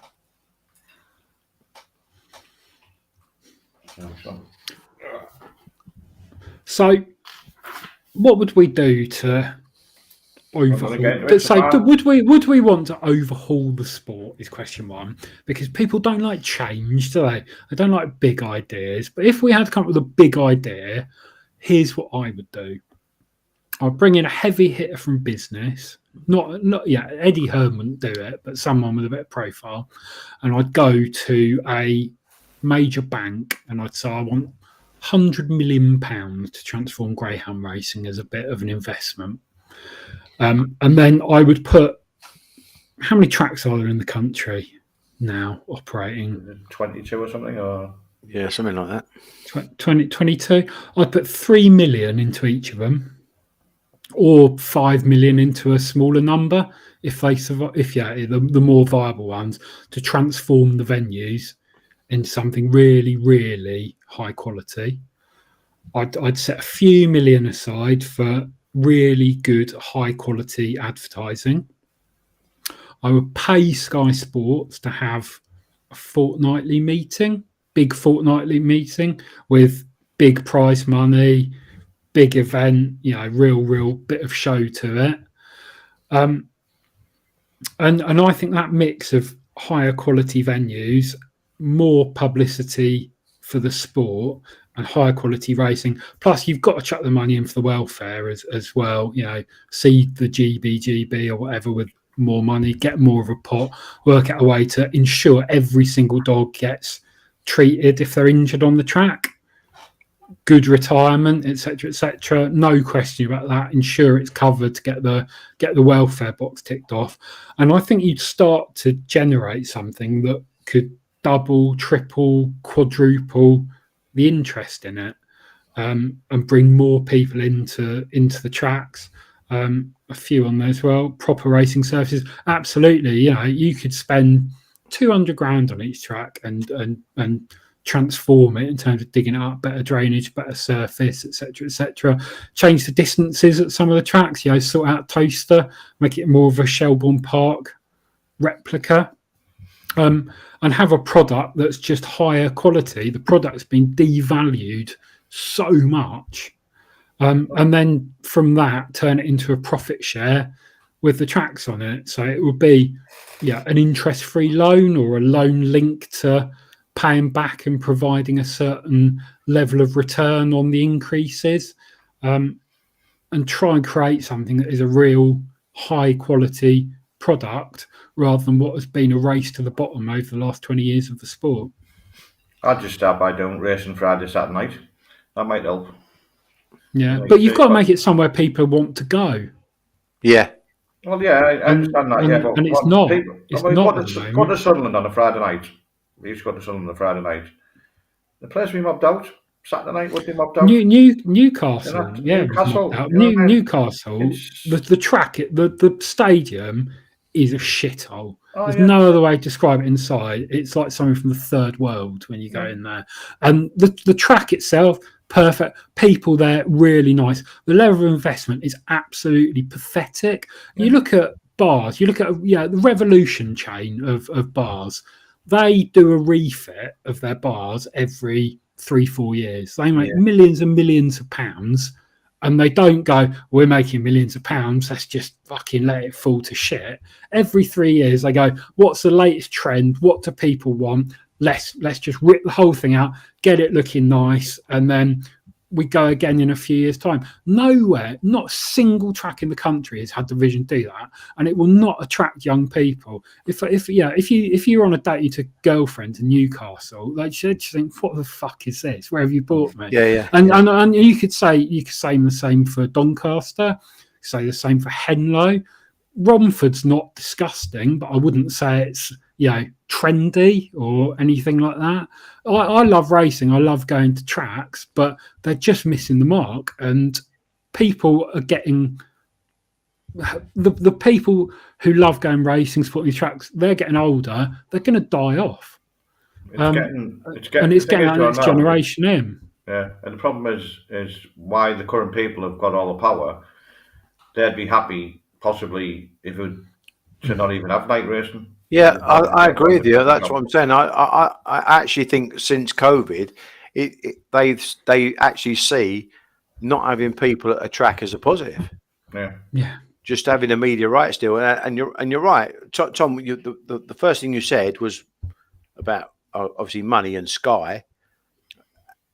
Basically, since Sky dropped Greyhound racing, if you like, it has gone into free fall. Because you're not out there in the public domain anymore. You haven't got any ability to showcase it. So it's almost like we'll wave the white flag and let's just put it into betting shops and have morning races and early morning racing, mid morning racing, afternoon racing, wall to wall dogs, and just cop the easy money and not worry about selling the sport and having them Friday nights and Saturday nights where you can actually make money from having good food. And as you say, it's not that difficult to put on a disco afterwards, is it? Or a bit of music to keep people there. I mean, Once you've got them there spending money, you might as well get them spending a bit more. Put on a band, spend Go somewhere else. 300 quid instead of 200 quid for a shit disco. Yeah. Just like got to enhance the quality, and like the food, I think could do with improving at a lot of tracks. Yeah. I went through a period where I had a lot of Cat 1 finalists, so I've had dinner in a lot of tracks around the country, and it borders from microwave meals to just about edible. I've not been to Sheffield, which I hear is really good. I've not been to Kinsley, which I hear is really good. But last Tuesday night, Sheffield was apparently the restaurant was sold out on a Tuesday night. Really? Yeah. Apparently Sheffield's been mobbed, mobbed. And I must say the Sheffield model of the track, good restaurant, and a casino on the site. Yeah. That is a bloody good idea. And they have VIP boxes. Yeah, absolutely. Yeah. The parading for the final. If you want to chat about the final. Aye. You on that, PL? Well, I couldn't call this race. So you guys fancy Burnchurch, Mick? Yeah, I just thought he was a straightforward lead and win job. I'm Boulder and Norris. I just think he's got dogs that haven't been coming away from either side. Possibly the inside three could come together. So I don't think one wants to be in one and three doesn't want to be in three, does it? But I do agree with PL. Like if Burnchurch, Mick breaks like he has been and gets off the front, it won't pick him up. But I'm with 5. Yeah. So how is 5 going to win? I think he can, if he comes away level, I think he'd be in front by the corner. He needs another 4:39 sectional. What, and you think like the inside three might Is that squeeze? going to clear the 3? No, yeah, but 3's going to be. If you've seen a few races, and I know there was puppy races and that, but seen a few races where dogs have been all heading in, out the boxes. This could easily happen again. I don't think Jaguar Macy's a cracking bitch, but I don't think she's a trap one. But she'd be being 1 and 3 drawing the other way around would have probably made it a better race. What would you say was Jaguar Macy's biggest attribute? She never gives up, does she? You know, she doesn't have to lead. Ran on. I would say a back straight pace. That's the way I was kind of intimating. I don't think she's got loads of early, me. I don't think she's got loads of early by any means. I think 2 will blow her away. If they break level, 2 will blow one away. It's just her first few strides where she might move off. Go wide. Yeah, fancies track one. But I must admit, I did think that, Paul, and I watched her at Monmore, and I actually think she stays fairly straight when there's a dog on her outside. So if she banged, then she could easily move off a true line, but she would have to bang and clear 2 straight away to do that. Whereas I think if 2's there, she's clever enough to stay where she is. Right. But you're right, 3 could, and obviously being a Mark Wallace dog, he could easily come flying out the boxes. Yeah. His inclination is to edge in a little bit, but I'm just hoping that 2 gets a sensible break and he'll be gone. He's been in some finals, hasn't he? At Ideal Sky. He has. He won the last 1 or 2, didn't he? A big price as well. I mean, you wouldn't call him an can you see dog, 2? He's a Cat 1 dog, isn't he? He's just a Cat 1 finalist. Basically, he's a really, really good quality dog. Can you see any way he doesn't lead the inside other than completely fluffing the break? What, 2? Yeah. Yeah, I just think exactly. Yeah, I just think he's a good starter generally. It seems impossible. So it's them whether something else cuts into the bend. Yeah. Which I don't think would. Call Me Steve stays quite wide, doesn't he? Listen, if they break level, I think he'll be a length and a half clear at the turn. That's how much early I think he's got. If they break level, and I'm hoping he goes wallop. If he goes wallop, I think that'll be job done. But like most finals, where, especially at a speed track like Monmore. But, if he fluffs his line, as you say, something smashes and comes across him or... And 3 could easily do that. Three could easily do that. He's done it in a few finals, hasn't it?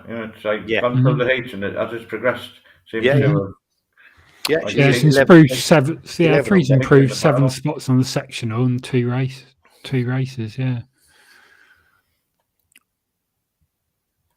and you can't rule out Call Me Steve running on. Well, he will be running on, and I must admit I saw him at Toaster and I thought he was a Ledger dog, but I saw John literally a week or 2 weeks later, and he told me he'd be a Derby dog. So I'm guessing you see 5 pinging, leading the 4, cutting across at the bend, and oils from there.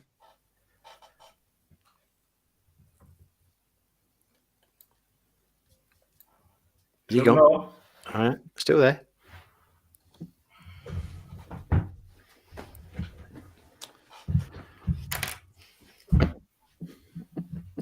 They're all loaded.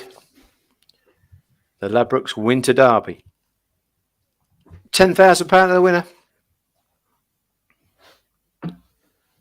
Hair approaches. Good luck with your bets. And they're away and racing, and Burnchurch Mick has bombed out the boxes and will lead Jaguar Macy into the turn. Just in front of Ivy Hill Sky High, and the wide outside is Druids on Song. Then at the back, we've got Bull Run Norris and Call Me Steve. He's setting a searching gap down the far side. Burnchurch Mick is some 5 lengths clear, and Burnchurch Mick for Richard Rees still with a 4-length lead as Jaguar Macy tries to bridge the gap, turning for home. Up towards the line, Blue Jacket will win. Burnchurch Mick wins the Ladbrokes Winter Derby final. Aye. Got one right. The more you talked that up, the more I had on. I had about 6 bets while we were talking, all of them on Burnchurch Mick. Very good. Tonight has been a good night. He's just suddenly clicked on the last few races. Yeah. He wasn't coming away, was he? And then, that's now 3 on the bounce where he's trapped, shown early, led, and won. Yeah. Probably before that, be 300 pounds where he hasn't come away at all. It just shows us how different. But like you said earlier about the pups needing more runs round and that, it sometimes matters about older dogs as well, doesn't it? Yeah. To get used to a track and Exactly. that. But Tom, like can you you said, record this, please? Because I've tipped up a nap on watch along. I think that's both naps our up then. naps have Mark, get up come early in. run. Both our naps have come What was in. Tom's nap? Mine. Was it Antigua? Was it Antigua Princess? Oh shit! You're right. I think it was originally Aussie Captain. I changed my mind. You're right. Yep, you're right. Princess to come.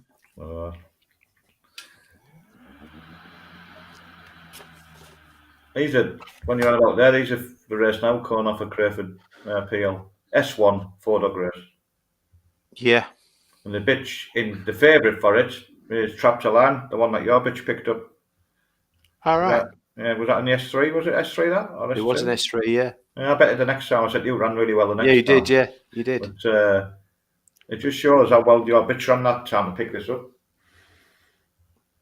Yeah, I heard Tony Bullen today said, he didn't like the way she ran on Tuesday because her tail was flicking everywhere. Well, her tail flicks all the time when she runs with dogs around her. Yeah. But she had the red dog on Tuesday, literally smashed out the boxes. He never does that, and moved off and took her ground when she's not going to gush up, but she was going to fiddle away. And she does cut the bend. My bitch does rail tightly on the turns. And that was her. She just looked after herself, really, but she ran well because she got beat nothing in the end Tuesday. But she done all the running at the death, didn't she? Yeah. It didn't worry me. Like he said, he thought there might be something amiss with her, but if you watch the videos, then he'd see she does it every time. The thing about it, like we said, anything over 540 is a bonus, isn't it? Yeah, exactly. Yeah. No, that's why I knew they. I know you're not going to get exclusive 714s around there, but I knew she would dominate the 714s in a reasonable grade, and she would have enough wherewithal to run on in. And to be fair to her, that they put her in the right grade. I've got no complaints about that. I thought they would probably be a bit harder, with me being me, if you get what I mean. Obviously having a connection to Crayford, but to be fair, I've got to hold my hands up and say they've treated her really fairly. Yeah. And she's one of those. She's just so genuine. She just runs a race every single time. She just try hard, to be fair to the bitch. Like you said, they do enough 714s around there as well, don't they? So you want to mix it between the pair of them, because if you said no, I only want to run 714s, then you're not going to get a regular run every week because that's just not going to happen. Yeah, but they do 540s keep her fit, don't they? Exactly. If she's not winning, of course. And as I say, I think she's in a grade. One anyhow. She's in a grade where she's competitive as well, Paul. So it's perfect. It's perfect. Yeah. No, I think when the more I'm watching Monmore now, because obviously Darren's moved there, the track suits his dogs so much better than Sheffield did. Yeah. Even though, take the Outdog Unite when he ran, he's running 500 around Sheffield, right? He said he's winning at Sheffield despite more because he's a good dog, but he didn't, the track didn't suit him at all. Right. And he's got a lot of dogs that run the same, like run-on dogs and strong dogs and that. He had one yesterday. When he was at Sheffield, he got knocked about and stopped more times than any of the dog, probably still Dre. Yesterday, he's come off the pace and won, going right around the field. He was in trap one and won yesterday afternoon. I think that's Sheffield. He would have just ploughed in the back. Sheffield's one of those tracks. It's not always easy to. It's not an easy track to run unless you run it. If you understand what I mean. You're on the turn all the time, aren't you? Yeah, definitely. He won races there, like you said, despite the track, not because of it, Yeah. But already, he's four. The mad thing was, like you say, he's 4-year-old. He had a trial run there when he was 22 months old, I think he was. Done 28.70. He was a 90, done 28.51. Yeah. Getting quicker as he's getting older. Yeah. Like the rest of us. Yeah. Well. No, he ran a really good race of it. It just seemed the right race for him, didn't it? So I couldn't believe he turned second. And he banged, didn't he? And he edged towards the rails as well, didn't he? As I recall. Well, that total opposite of Sheffield. He was edging off. Yeah. But he'll go anywhere for a run. Like the night he went outside into the third bend. He's one of them Oldham spy dogs, clever dog. Yeah. At Sheffield, he'd rail inside dogs if he's because that's what we had to do to win races. And that. But he would be always on the running. He'd be a lot of the times he'd be on the air rail and then cut back towards the rail when he's in front. But Monmore, like you said, I couldn't believe when they put him in trap one, but I wouldn't argue them putting him in trap one now. No. In ways, he's running the track, but I think the track suits his dogs a lot better than what Sheffield did. Which is good. That's good. But that's dog improving fast, isn't it? That Church Mick, to be fair to Doug. Yeah, he's a nice dog. He's always had a nice turn of early, hasn't he? And probably Monmore would be a track that would suit him. You'd have to think Chorster would, wouldn't you? If he goes to Chorster and comes away like that. Let's hope so. Yeah. Because that would be nice for them, wouldn't it? Obviously, they had a lot of disappointment with the. Yeah, he's been retired. That South, the South Lodge dog, wasn't he? And was it Southfield Sam or something? South Lodge. Yeah, well, they had all that. They had all the hassle in the final, didn't they? When all them dogs should have been chuck up the traps and walk around again. They should have done on that final, like the amount of pissing about that was going on, which still happens when you watch it regular. That was the COVID year, wasn't it? Yeah. I see no reason now why every track can just put them all in at the same time. There's no rules now, is it, to say you can't do it? No. Right, I need a comfort break.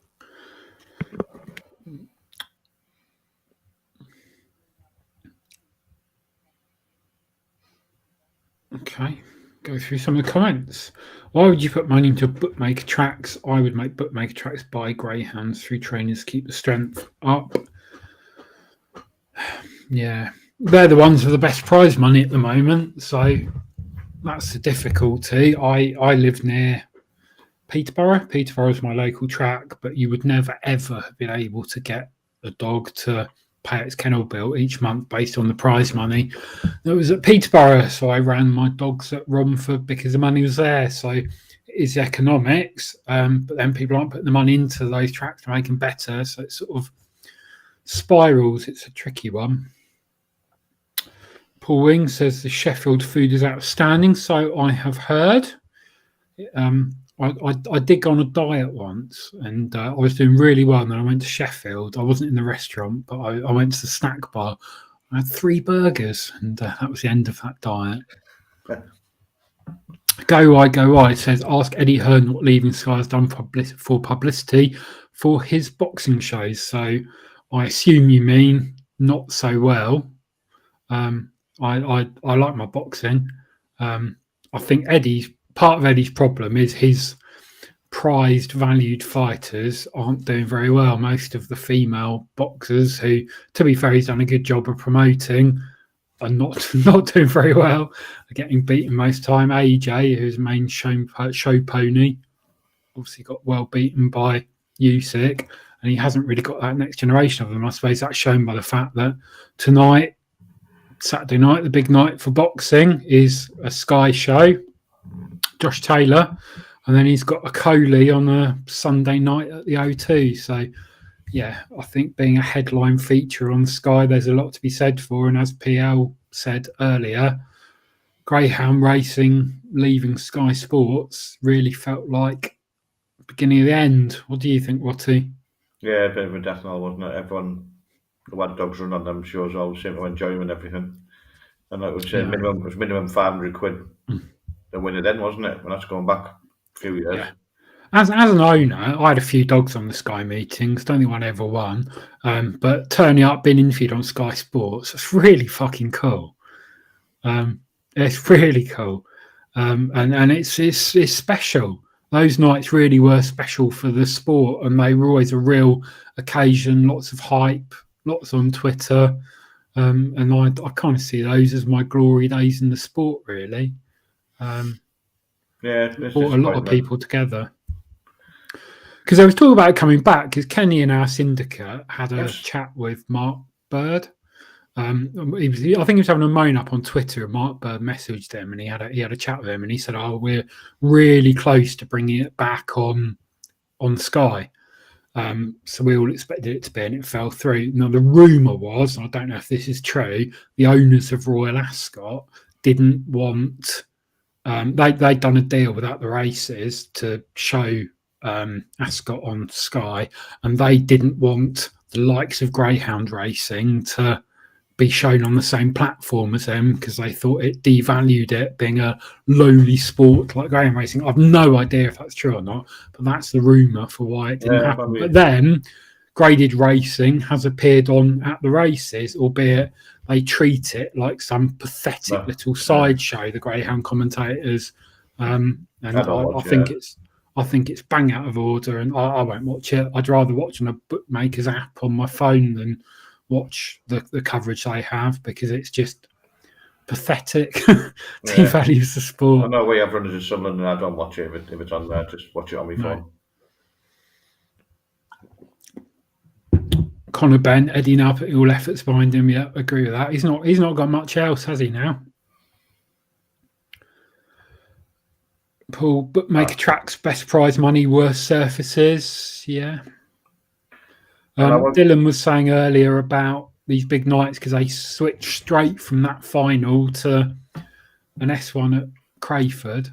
On these big nights, you should show the major meetings. I agree. You should have someone on the track catching up, getting instant reaction from. He's at like Dave Clark.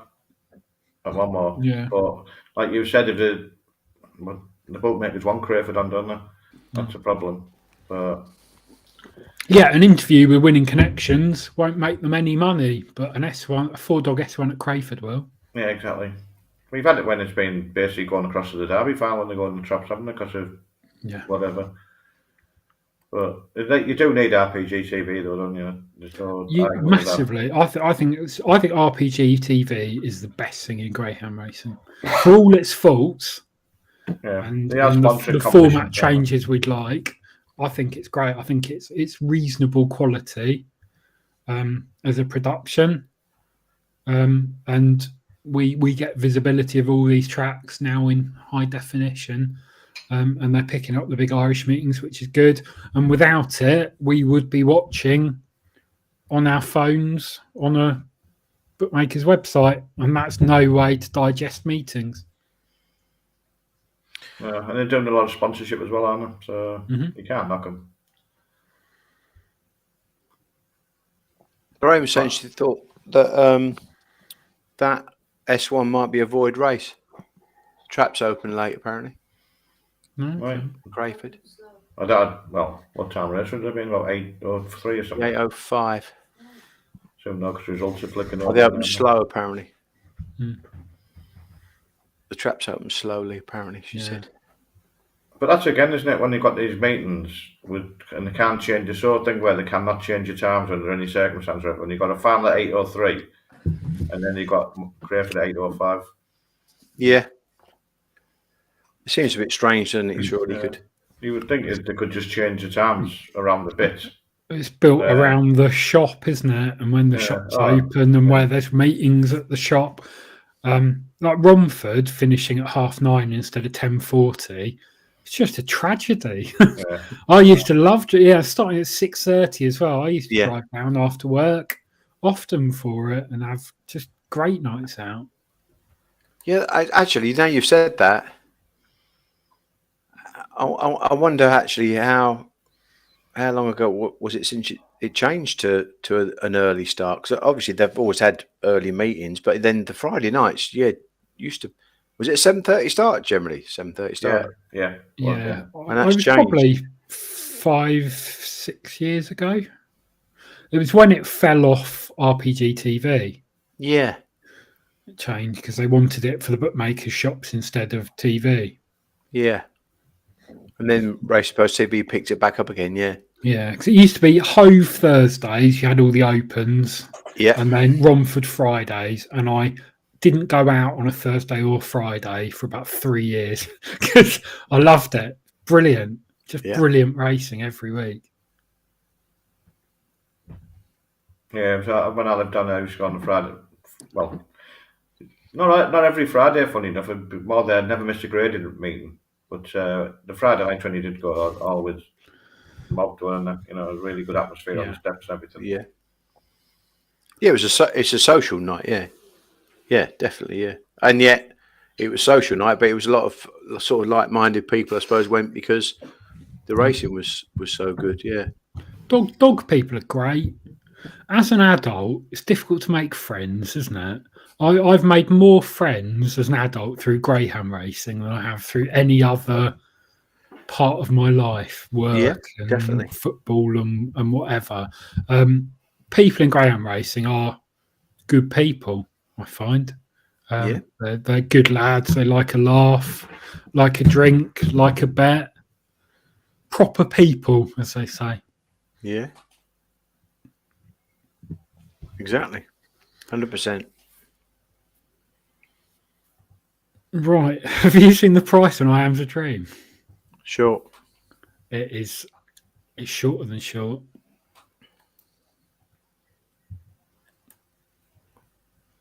Two to five. I think it probably is a 2 to 5 shot. I cannot see how it gets beaten. No, me neither. I cannot see how it gets beaten. Yeah. Well, I think the biggest danger is out of the race now, isn't it? On last week's run, you can't.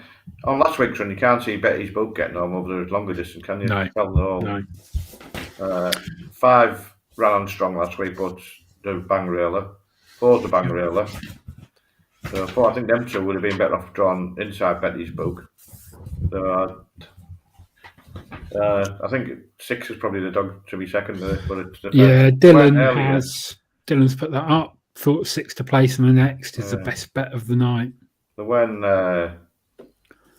it was the bet, they had Savannah Skippy in front of it, Scrappy in front of it earlier today. So I was thinking, the forecast might not be too bad, but it's not that great now.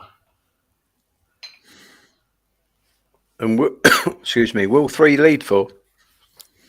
Yeah, I think 3 leads. Yeah. On last week's run, I would say. Yeah. It will. It will lead.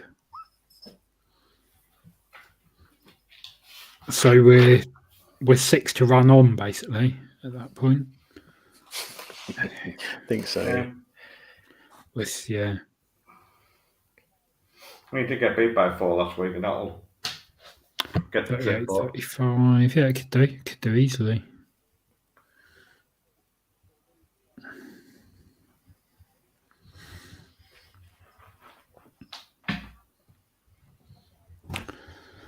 What price would you want 6 to place, Dylan?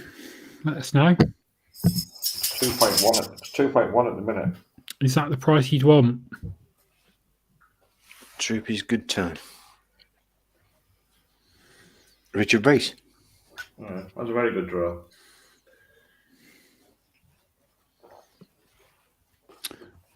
I'll tell you who is drawn well. I Am's a Dream. Yeah, absolutely.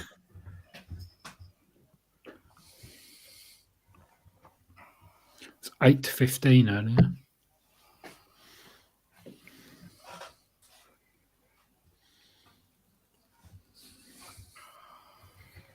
Yeah, Harry's on anyway. 11. Harry's had a go with this one. He texted me earlier on.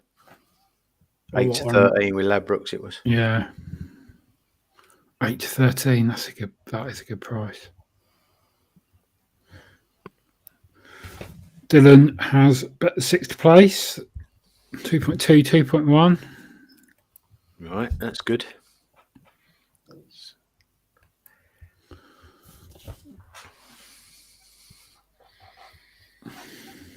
Getting shorter and shorter this is now. Yeah. 3 on.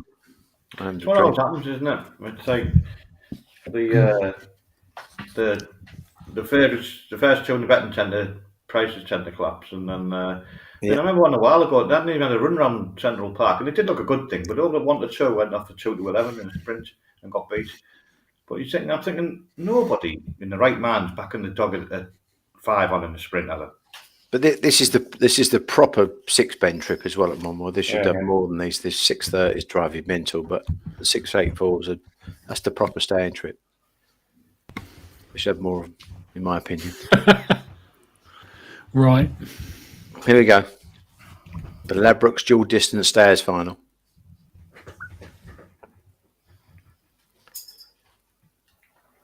Hair approaches.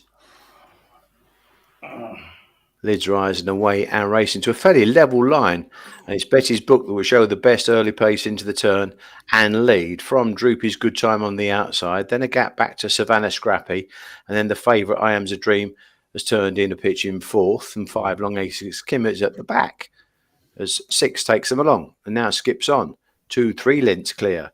Droopy's Good Time going on now and going clear from Betty's Book. The favourite has got work on here, but starts to motor and goes Bloody into hell. third spot at the penultimate turn. It is 6. Droopy's Good Time now with Betty's Book and the favourite I Am's a Dream trying to close, but I think the work is done. The bird has flown here. Droopy's Good Time has gone on and scored nicely from the favourite I Am's a Dream. Kind of didn't get it right, but got it wrong, really. Yeah, pretty much. Well, I followed Dylan in there, so my run of wins continues. I was going to do the forecast, but I wasn't having the forecast at under 2 to 1, so I just bet that at even. Well, funny old run, I Am's a Dream. Yeah, I thought I was just going to slip round second here, or third, anyhow, and then just paceless, basically, wasn't it? Yeah, it was paceless. No excuses, are there? No excuses. Bit chasey. Don't know. Just a bit slow, really. Yeah. Even here doesn't. Yeah, gets a little. Yeah, gets a little bump, but that's not enough to make a difference in the race. I mean, it's done a lot of run, hasn't it, in the end after getting that bother, but I don't know. It just going to the first bet. I thought the worst it was going to do was go around third. And then it takes absolutely off hammered, didn't it? Got hammered in the market. Absolutely hammered. It's like you said that there's a dog at Central Park, 1 to 2 into 2 to 11, and it was a maiden sprint. Nobody can tell me that people were betting that dog at 5 on to make it go 11 to 2 on in a maiden sprint. It got beat as well. It's incredible. Oh, the hell! Would you back? It wasn't even close, was it? Jesus. Ben Green says, does I Am's a Dream have going days and not going days? Maybe. We talked in one of the earlier shows about external influences in races and things that you don't see and don't know about that can affect a dog. So you don't know if a dog is a bad kenneler and a late race affects it. You don't know if it's a dog in with a bitch that it really likes and the bitch has come into heat and the dog's on its own and it's fretting for her and that's messed up. You don't know if they've got stuck in traffic on the way there. There's so many external factors that in a sport of such fine margins can make quite a big difference. When me and Matt went to Yarmouth to watch Danny, it was Yarmouth Derby final night, and he was in the consolation final, and Darren was fuming because they put him in the worst kennel on the track, and everybody walked past that kennel every time they went in, and they said they wound him up, and sure enough, missed the break, ran on for the second, I think. But it's like things that you say like that. And like you said, it was in a late-ish race, so basically you'd expect him to be in the kennel further away or whatever. Yeah. And it just, I don't know why you like you say the dogs in the open races we put in the worst kennels. Yeah. I remember when the Derby was at Wimbledon, there were some real classy Irish dogs that came over, but they got brought over in cars by the trainers. So they're in the back of the car and they're in, it stopped on a Friday night, the traffic to get to Wimbledon. It'd take 3 hours to get from Tower Bridge. And they stop-start and there's people milling about everywhere and the dog's just like, he lives in a kennel in Ireland. He's lucky if he sees 3 people a day. And there's just everything going on. There's buses, there's taxis, there's people. And the dog had run an 8-bend race 10 times over by the time it got to the track for a rest. And you had these dogs at like 1 to 2 who looked on the form to just be fucking miles ahead of anything out in the race. Just paceless because they'd run their race before it even started. You say that again about marathon dogs, and he was like that, Spirit and Louis. I think, look, am I right? You bought a special van for him, didn't you?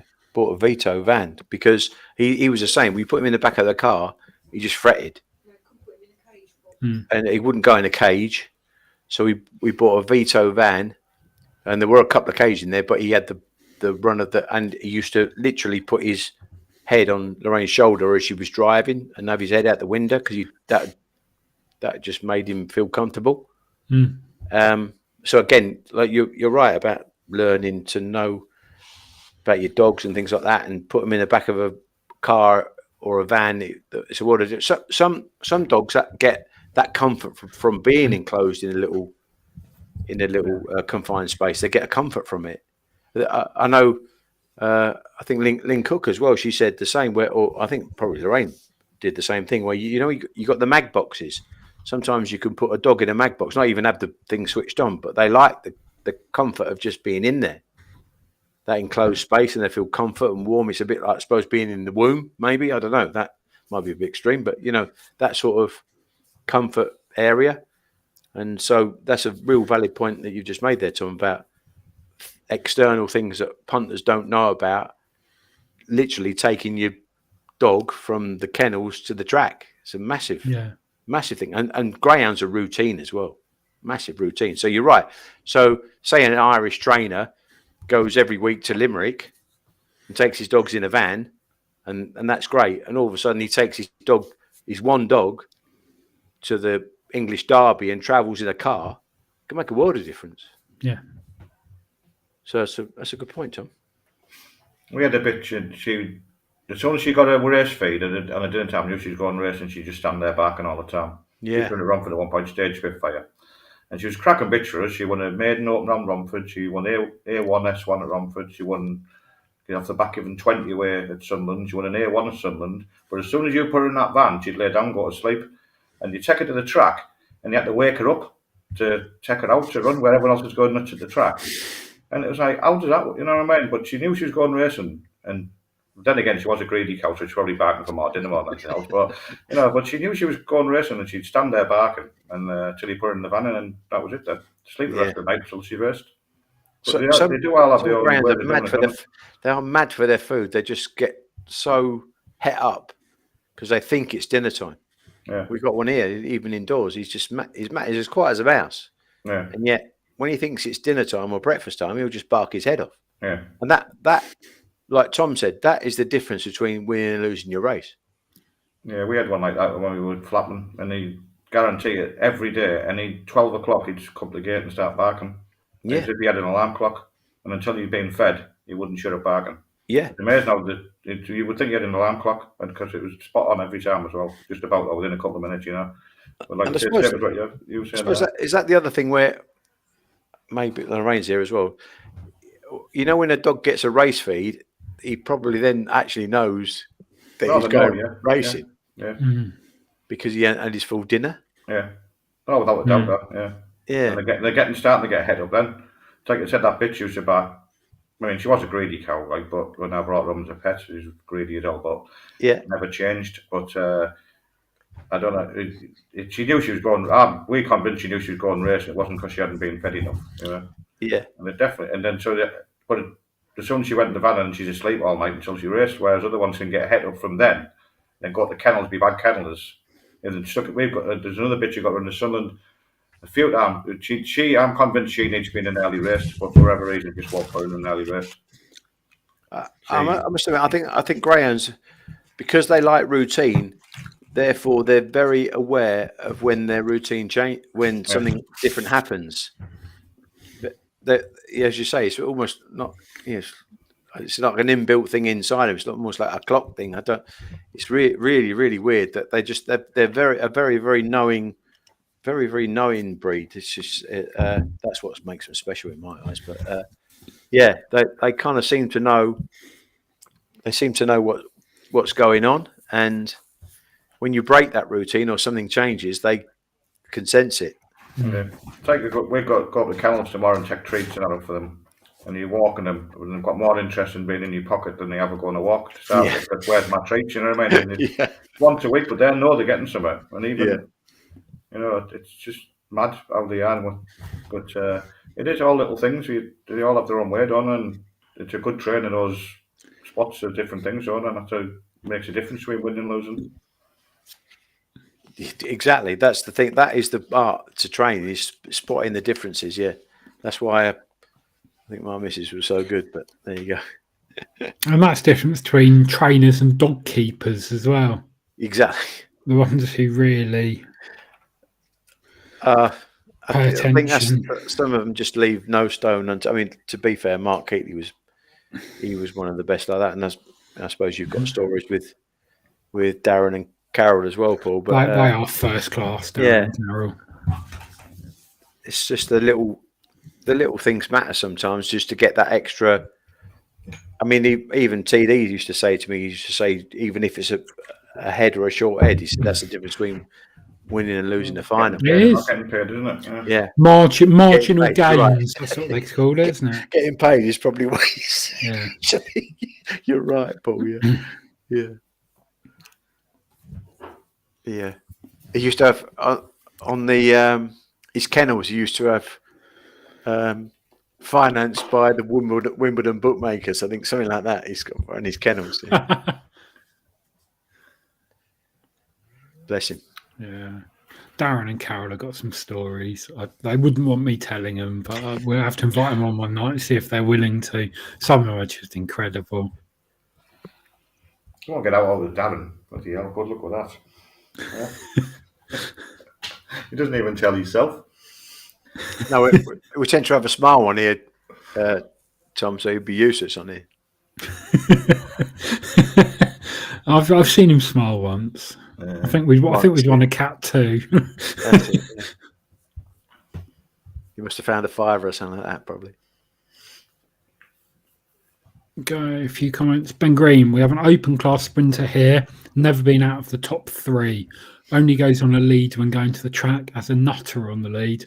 Spins around, does backflips a lot. They're funny animals. Alan Southern, nice to hear from you, Alan. Don't watch RPG TV for the same reason, Tom, unless it's a great show. Don't get emails right now. Just better than the crap you hear off them. Alan, speaking from the heart as usual. I agree with him, actually, but there you go. That's just my opinion. Probably don't get into the red outlet, no. I sent the thing in today, just wishing good luck to my mate whose dog was running there, but didn't get red out. No. I did manage to get. They were asking Kevin Boothby was on asking about naming a new restaurant. Well, not the restaurant, one of the bars at Chester. So yeah, and it's a competition for it. And then anyway, I private messaged Tony Bullen, and a bit later he said, "I've just had someone send a message saying call it Nash's Bar." Nash's, yeah. Yeah, and he was like, "Oh, it's a Steve Nash photographer," and I was thinking, was that through Koosh? Yeah, let's see. Yeah, so I doubt he'll get picked. I don't think that's going to be the bar, like, but yeah, you never know. But you can't get nothing read out on there. No, just like you say, even if you're wishing people good luck or whatever. Who is their target demographic now? Is it us? Is it not us? The what? Don't know. RPG TV. Who are they? Who are they aiming the show at? Pass. Don't know.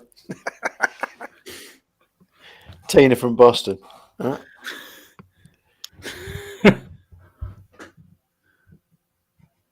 There's that other guy who's on, and he tips up plenty of winners, to be fair to him, that Jake lad. But his nap's always in the first race, and I would get how your nap can always be in the first race unless you just want to be the first person read out on the show. Yeah, no, that's what I said. And I thought, well, yeah, he does tip a few winners. And then when I looked, I mean, I said to him, how do you, because he tipped a few at Doncaster, and I thought, how's he come up with that? And then I said, how'd you come up with your winners? He said, well, you just tip and then email them in on the show. He said, they read them out. She said, but how'd you come up with winners? Well, you just tip them and they read them out. So that's what it is. He's just having a go. His card reading, looking and.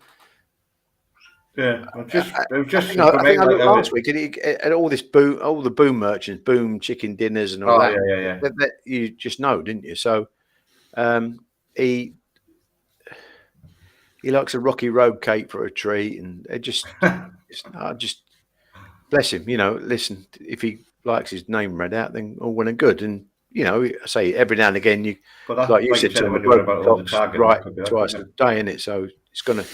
But he went about 10 days with that tip of the winner, and he's got a nap in a Dex best for every meeting on Sunday. And like you said earlier on, how can you be expert at every track anyway? So he's definitely not watching video, so it's just a pile of shite, really. But they seem to think he's a good tipster, so let them think that.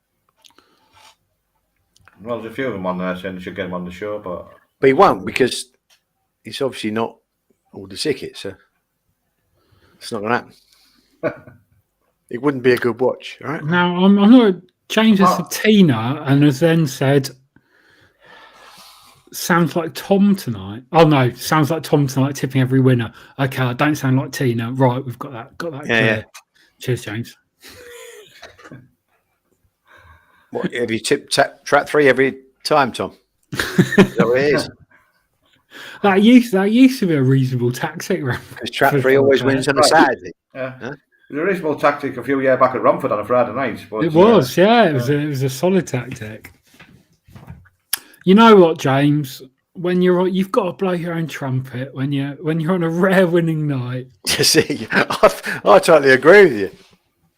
Especially when you've had a day like mine and you start betting a few winners of a night time. That's it. It's got to be done. He's just messaged Ben saying last time he was on, he was moaning about the dog running 3 times in 8 days and the fucking thing won since the last time I got invited.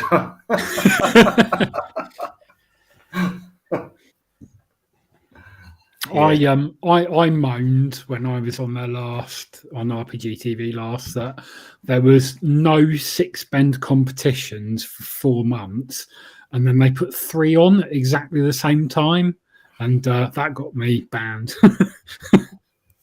But if that's what it takes, Ed, the traps for this one, we're going to call the Ante 8-13. Obviously, you're informed, Tom. 5-2 from 3s, Antigua Princess. Yeah, it was very short for a while, 15-8. And like the trial's only moderate, really, isn't it, for a quick away? Yeah, she's running really well, isn't it? But she's running well. Will she really stay? I don't know.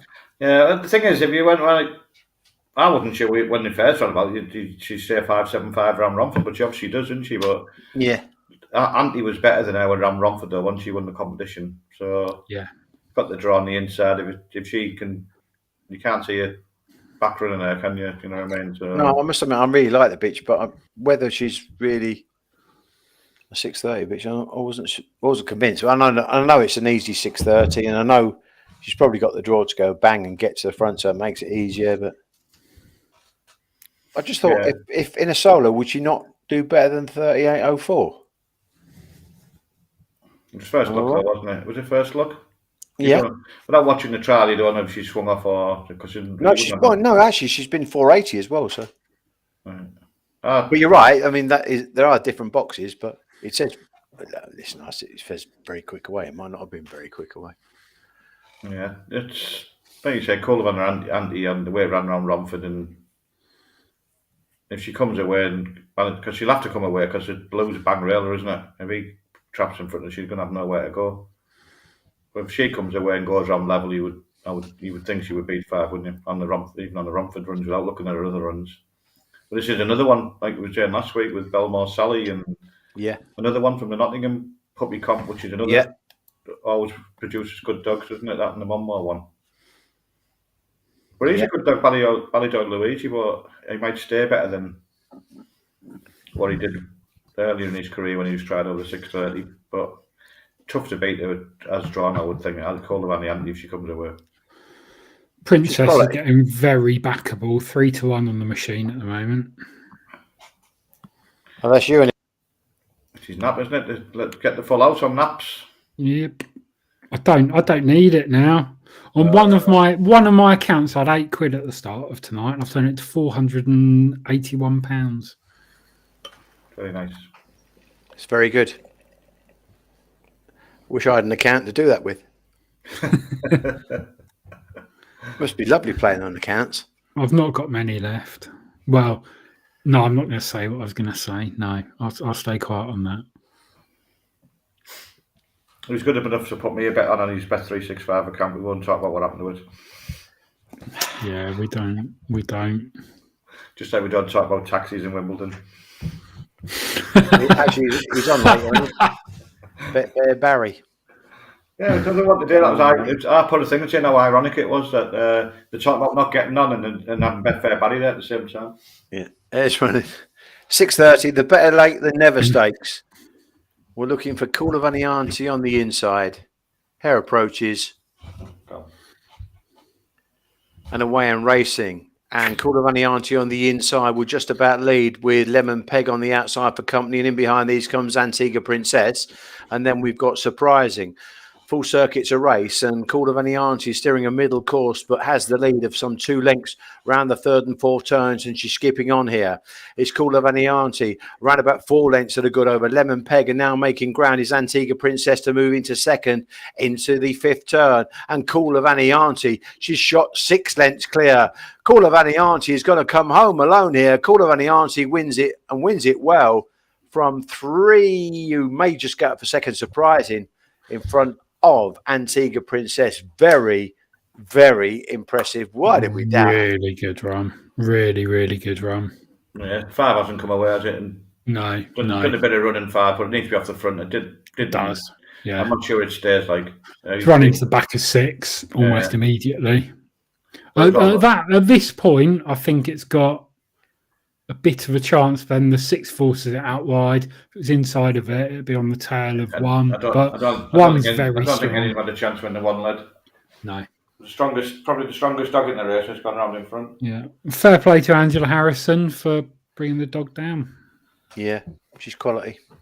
But that again, that's that weirdo short run to the bend that you're right, Paul. I mean, Antigua Princess is actually better than that, but the missed break and then getting the traffic, she's probably not.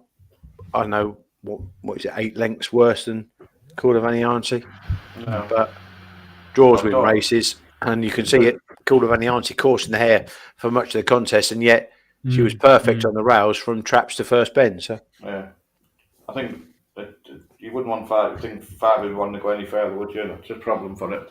You have to be off the front to win one of them. Well, it's showing enough pace to show if it traps, it will get off the front, and then you'd get more idea, wouldn't you? But I mean, different gravy, the red, wasn't it?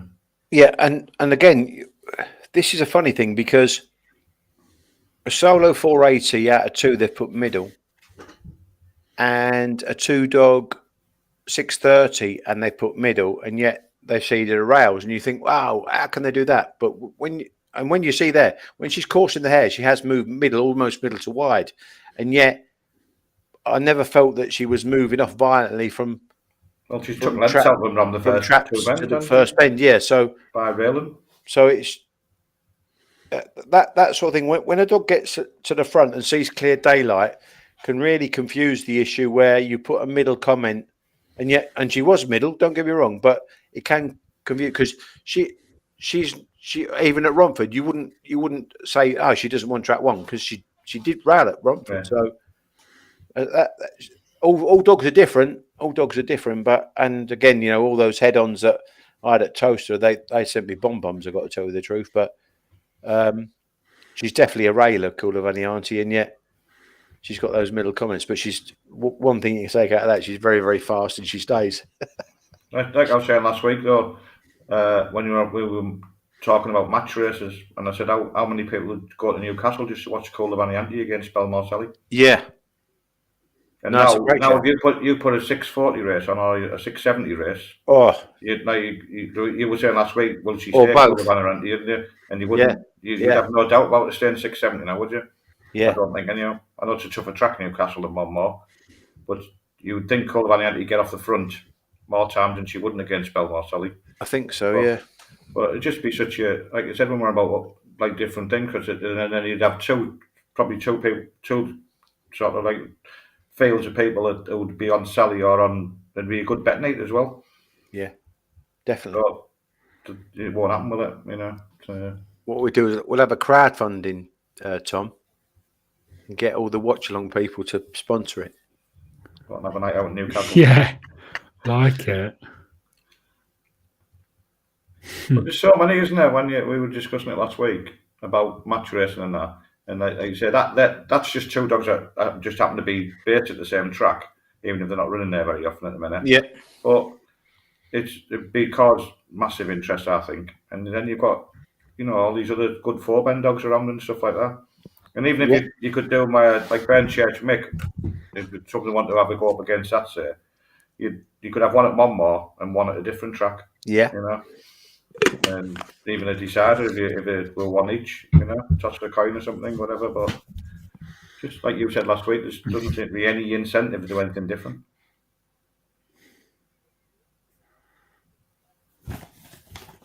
There's a big crowd on the better late than never stakes. That's Crayford down there. Is it great? No, that's Monmore. That's right. Ian Sutherland. Oh, yeah. He was there because Dave Clark was talking to Jimmy as well, so Jimmy was there. Yeah, Jimmy's there, yeah. What a great dog to own. Yeah, she's a good bitch. The fun you'd have. Yeah, good bitch. I'd say, it's just how good is that? I'd be interested now. I know Matt and Dave and them were thinking about trying him over sixpence, Trump's benefit. He was in the same final at Nottingham, was as strong as them, wasn't he? Over 500 at Nottingham. Yeah, I think that's the other thing as well, Paul. You know, when you get a match race where, like we said, like even in solos, they've got a chance because they get a clear run. They've got a chance to stay it a bit better rather than getting a knock and then getting found out. And I also think that if you put enough money on, it also attracts you to do that sort of match racing and try and say, well, does this dog a bit like say you said, oh, could have only answered. You said, well, do you go 640 or do you go 670? If the money's good enough, you just go for it, didn't you? Well, it doesn't really matter about the 30 meters. I don't know what you just try it, and that actually adds to the excitement of the will we, won't we, price me up kind thing, you know. Well, you could have if it was a £5 match race. The owners might go, right, well, I'll take you on for another £5 as well. Yeah. No, there's not enough. There's not enough of that. To be fair, there's not enough of that.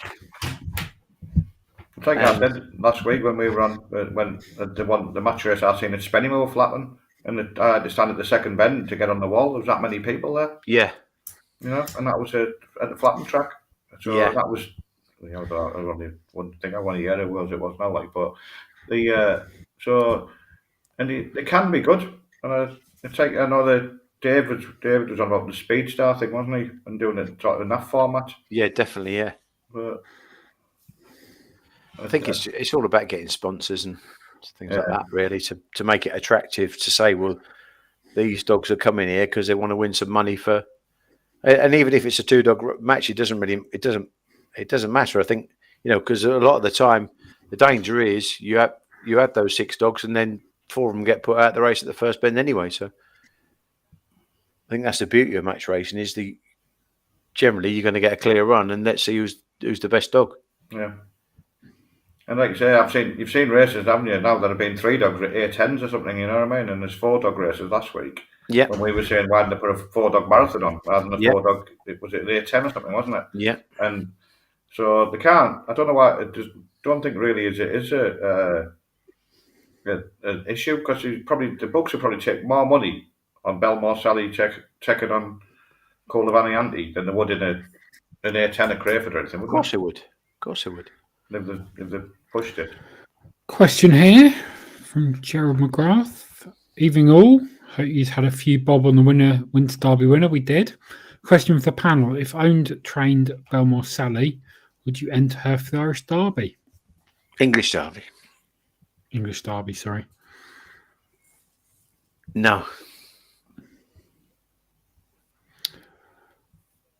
Why not? Not quick enough. It's like you said, there's not many dogs, back run dogs on there. And she's not going to lead. And then you've got. I mean, she might be the type that possibly could keep qualified, but by the time she gets to third bend, the dogs are there, front runners and all that, falling back on her.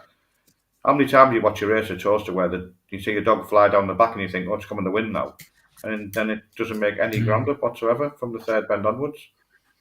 So hard work for dogs that come off the back. She's a proper 6 bend bitch, and I'd either probably aim her for the ledge or obviously there are 6 bend competitions on during the Derby, so that'd be ideal. That'd be the sort of thing I'd imagine. Is there a 640, 670 comp at Newcastle at some stage? The Great North Run, do they do that anymore? Yeah, I think there's a comp coming up. So that's what I think I'd. He's told us, Darren, though, when we were on about stepping dogs up and that, and he says, I don't want to step up yet, because if you step them up, you lose that yard of early pace. You have to train them differently. So basically, if you're going to train out to be, and I'm guessing their ultimate aim would be the ledger. Yeah. So if you wanted to be a ledger dog, do you want to mess it out by running her over shorter trips? And getting knocked about and things like that? Because actually, I don't think there'd be any benefit for her. Even at Crayford, I think she was learning how to run the track, and she was actually showing.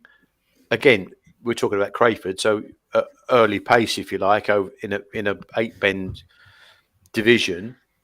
She was actually showing early speed. If she traps and she goes to the bend with faster dogs, all she's going to do is get knocked about. Then all of a sudden you lose your confidence, and that might not suit her. Whereas, she's quality. She's top class. She's top class. She's a top class. There wouldn't be too many more you could name better than her at the moment in a 6-bend division. So why get her knocked about? Yeah. And like you say, bitches don't win the English Derby, do they? I would say they don't win Derby till Susie Sapphire last year, man. But yeah, I mean, when you look at Susie Sapphire and you look at Sing Along Sally, they're just different class 4-bend pace to Belmore Sally. So it's just it's chalk and cheese. Yeah, it's chalk and cheese, and you have to play to your. In my opinion, you have to play to your strength. You have to ask a question. I'll give you the honest answer. I think you campaign the 6 bends, and she beat up most of the 6-bend dogs that are around at the moment. So yeah, and like you said, you have to train them differently if you want them to be running over that distance anyhow. So exactly. And Toaster's bank front runner's track, isn't it? And she's not a front runner, so I'd say no as well. Even though she might be the type to keep qualifying and throw a few rounds, eventually she could end up on the floor or something, couldn't she? So it's not going to do her any good. So it's a no from me as well, Peel. Ben Green says English Derby full of sprinter types now. Yep, I agree. Having that early pace into the bend is going to be critical for Toaster. There's a proper race there tomorrow, isn't it? Over 8 bends for Toaster. Some good dogs in the Space Jet and. She's back, yeah. Well, she was due to run last week when they abandoned the meeting, wasn't it? Yeah. It was a bit. I know. It was a bit. I don't know how bad the weather. It was bad weather, obviously, but it was just a bit. You're watching it, and it's raining at Toaster, and it's snowing at Mullingar. Mullingar just crack on and run the races. It's abandoned, Yeah. But yeah, I think that's more to do with the hair rail getting full of water. I think. Yeah, could easily be. But you'd have to be sick, don't you, to travel all that way and then not get a run. Exactly. Yep. This next one is quite an interesting race. Welcome your thoughts. I fancy one. I think one's got a good draw. If he comes away, I think he's got the early to lead. Maybe he leads, I think he'll win. Yeah, I'm saying. Second favourite on Betfair, even though he's favourite on the. He's starting to drift now. Choke now.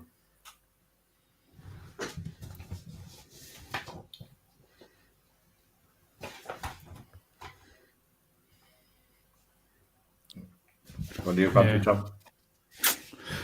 I do fancy the one. Antigua Woofworth is a decent type though. It was favourite in the race against Burnchurch Mick last time out, and that's not without reason. It's got quite good pace, but its pace is not immediately out of the traps. It's between sort of halfway to the first bend and into the first bend. So it really depends on where it is in the pack. This is one of those dogs that reading the card doesn't tell you the story that watching the videos do, because its pace is from just before the line into the bend. It kind of accelerates from there. And that's why I think videos are, as boring as they are, so important. Just if anyone's watching this, watch the last couple of videos of Antigua Woofworth and you'll see exactly what I mean with it. If it wasn't in the race, I'd be heavily on Optic Jimmy, but I think it's I mean, it's 13-8, so it's not hidden up, but I think it's got a very good chance. 3. I think it's got a very good chance. Yeah, one's got good early though. It has. Last time Yeah. it was a race. Yeah, it's one of them. I suppose on the break, yeah, definitely. And this race isn't as good as what Antigua Woof Woof has been in recently. So if that goes back to that 4:30 sectional 28:37, that's probably going to beat Optic Jimmy. Yeah.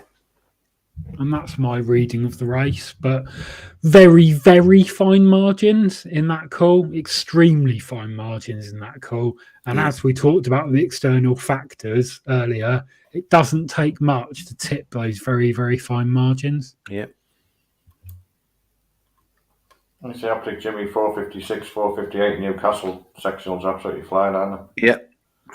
Yeah. Yeah, it is. Yeah. And That was the other thing. I suppose that his trial was probably better than his race because he didn't really come out running. And I think we've seen that, again, quite a lot of examples tonight of dogs that need to break to show they're early. Yeah. At the point in case, was probably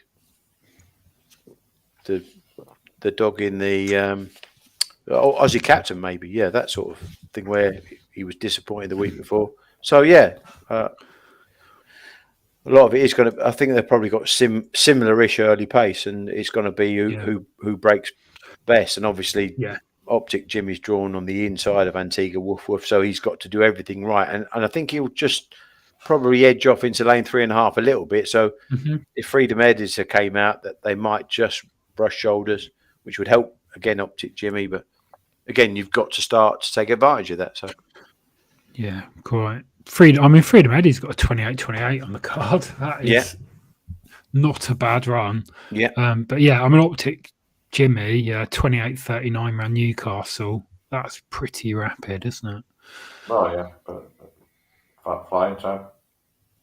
But yeah, I'm favouring Antigua Woof Woof, but it's very marginal. Very marginal. What will be a tri-cast dog? 2? If them two 4? come first and second, don't going to pay anything anyway. They've cut them both in, haven't they? 11-8 and 6-4. Yeah. So if you get books on track, there's no way both of them are coming, would they? To be laying one and trying to get the other, they wouldn't both be getting shot, though, would they? They're following the Betfair prices. Yeah, they'll come for 3 in the Betfair, yeah. 3's been the strongest out of doubt. Yeah.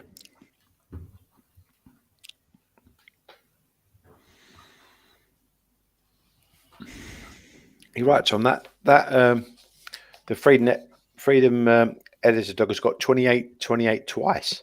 Yeah.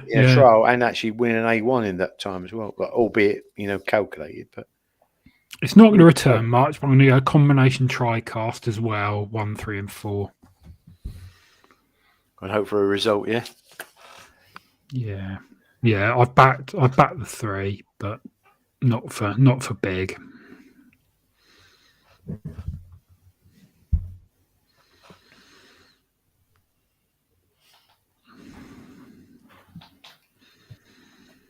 And you're one, Paul, yeah? Yeah, one, yeah. Have you covered or not? I just had him earlier on, so he was bigger price earlier on, wasn't he? Okay. The Captain Birdseye Lads Night Out race. What about that? Over 480 metres. Off and racing, and one trap smartly on the inside. Optic Jimmy goes up into the turn along with his main market rival. 3, they brush shoulders. 2's run off and cause all sorts of mayhem in behind. And Optic Jimmy goes on down the far side, 2 lengths clear from Antigua Woof Woof. And then comes Drumcrow Bruce in behind these. Round bends 3 to 4. Still the red jacketed runner, Optic Jimmy, with around about a 2.5 length lead now from Antigua Woof Woof. That's how it will stay. 1 beats 3, 5 back in third. Optic Jimmy wins for the good guys. Well done. It was all about that first bend, wasn't it? It was, yeah. He was the way around 3 wins, I think, but he was brave around the bend 1 and all. Like He was, yeah. But he did show a nice pace. It was I said it'd be a fine margin race. I was not wrong. I mean, they are neck and neck to that bend, and yeah, We just sort of said, give her one's just got a give her a better little touch, pitch. didn't he? Yeah. But that's what you're saying earlier when you talk about fine margins. That's how fine they are, isn't it? Yeah, that's as fine as it gets. There was nothing between them really for early pace. It was a 1 and 3, but it's just that he used the draw to his good effect, and then 2 just lost his balance, and he ended up, I suppose, not knowing Monmore that well and running off. Yeah. But Gerald disagrees with you too on Belmore Sally. If 2307 round Crayford isn't good enough to hold her own to the corner at Toast, I'm a Dutchman. She's cleared war zone. So when did she do the 2307? That's as we know though. I don't know why it happens, but in staying races, dogs always do mental sectional times, don't they? But that's my whole point. Is that if you put the Eichels dog, Eichels Rocco, in with Belmore Sally, she's not going to do a 2307 because he's going to be up on a shirt. So it's not going to happen. That's what I'm saying about pace. And again, this is only my opinion. I'm not saying anyone's right or wrong. But listen, I was race manager at Crayford for 10 years, and you can do a solo trial and be as good as you want to be over 4 bends. You go in against traffic, especially even worse at Crayford, because there's more bends and there's more time. There's more. It's you don't do 2307, and that's the whole point of it. Is that her attribute is a stamina. How many dogs stay? Not that many. There's more sprinty. There's more. That's why now do we get so many sprints? There's more sprinty, early pace, sprinty 4 bend dogs, even if you like. She's not going to do. I know she's fast over 6 bends. She's not going to get the same clear run over 4 bends, and that's what you need to win a derby. And you're not going to win a derby doing that. So why have the chance of getting knocked about against proper derby dogs? Not 6 come 8 bend. Warzone Tom. I said wasn't a true 714 meter dog, and to be fair, she made him look silly, and yet he will probably go back to run in a derby. He probably will. He'd have more chance than Belmore. He probably will, yeah. But she is a really, really top quality 6/8 bend dog. Yeah. We don't even know how far she stays yet, Paul, either. We don't know how far she stays. The thing is, like, when you, over the years, you know better than me probably, but you watch staying races, and how often, like you said, Belmore Sally's never going to lead in a derby heat, is she? No. But it's different to getting off the front. You're going to do a faster sectional. Of course. But you see it over and over again in these big staying competitions where dogs will go under the sprint clock or something, but you put them in a sprint, we'd never win a sprint in a million years. They're not going to get the same run because they're not going to lead. It's just weird how they do these fast times in sectional. So almost then times become irrelevant, and like a derby final is never won in a track record time. No. So times become irrelevant. It's pace and attributes. It's like, she's a stayer. And again, I'm not knocking the person that's messaged in. I'm not doing that. I'm not disrespecting that. But all I'm saying is that I do feel quite strong about this, in that I know that bitch is a quality bitch. I know that, but she's not a quality 4 bend bitch. If you was in a 6-dog 380 on Crayford, she'd never do 23 or 7 ever. And we spoke about earlier on, even about silly things like Tom said about travelling. It's confidence. It's about, and you mentioned it as well, Paul. It's about preparing your greyhound, knowing the attributes of your greyhound, and preparing them to the best of their ability to get that little bit of extra. Well, getting her knocked about in a 4 bend race at Toaster isn't going to help her. No, I agree with it. Like you said, I'm only going by what I've been told. Like Darren told and a couple of other trainers. Once you step a dog up, it loses that yard of early pace, and you have to train them differently. You have to probably gallop them more. Yeah.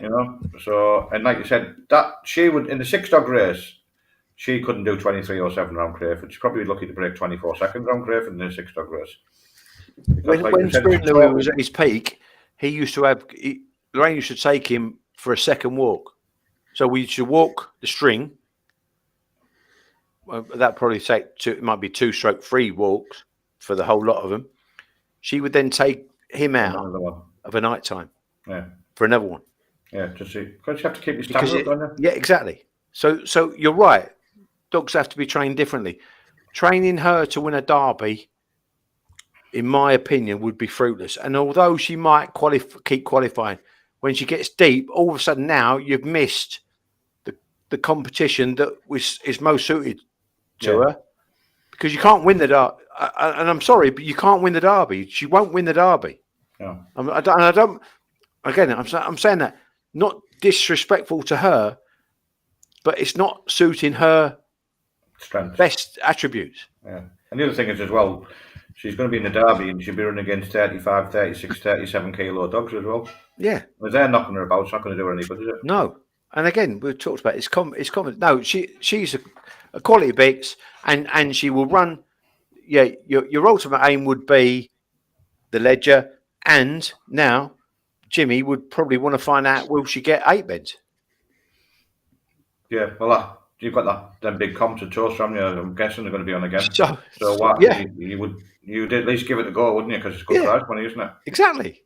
And she will definitely lead them. Yeah, that's a big difference, isn't it? Yeah, it's a massive difference. Then she do a faster time, because she's quality, because she's got kids, because she can do a 23:07 at Crayford. She's going to lead that. She's going to, and all those plodders, they're just going to get taken off their feet.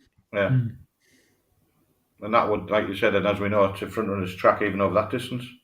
There are another marathon distances. So really, all you want to do is you want to find out, is she good enough to beat I Am's a Dream over 8 bends? That would be his mission at some stage. I think Antigua Live could be the one this year with the 8 bends. Yeah, well, I'm just saying as an example of a quality Greyhound, because I know she's going to go for the 3rd TV trophy. That's all. That's all I'm saying. Yeah. But that would be more of a campaign that I would put her over, Paul, than going for the derby. I just don't see a logic of going for a derby. Oaks, that's a different thing, completely different thing. But for a derby, no. No. That's just my opinion. And bearing in mind, I've had 4 lagers, all right? I don't have not your normal 9. I don't have you wrong. I think you're right. Just looking at do we go in the trap suit at Shelbourne for the first heat of the Easter Cup? Susie Sapphire stuck out in trap 5. It's a shame we can't put that up. Maybe we should ask for future ones. I'll jump on back and buzz and let you know what's going on. See if I can play it with the commentary and Ian's commentary. Aye. Let's have a look.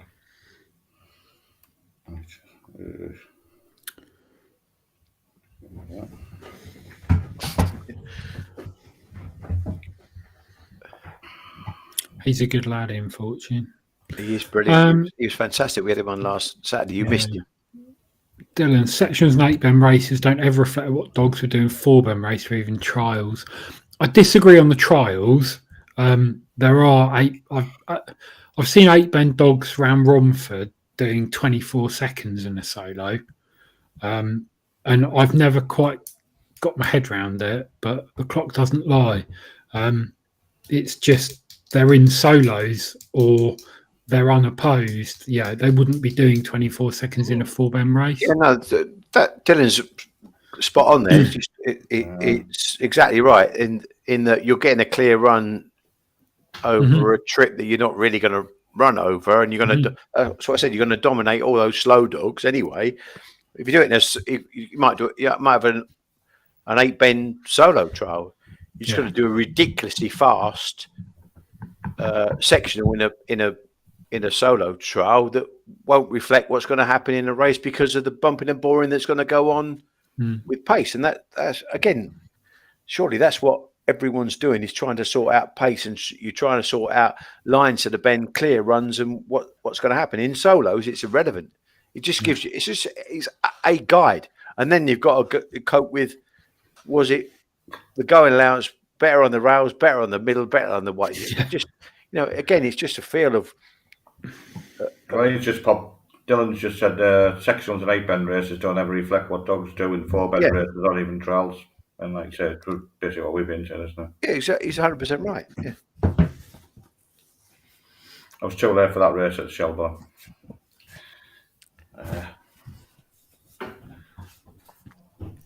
It's been interesting talking to Bresbet about the experience they've had in sponsoring the Easter Cup compared to what they've sponsored in the UK and looked at sponsoring, and the quality of response I get from it. I mean, my company, we sponsored a race in Ireland at Shelbourne just on a Wednesday. I had an Irish client, and so I took him out to Shelbourne to wine and dine him, and we had a really good evening in the restaurant.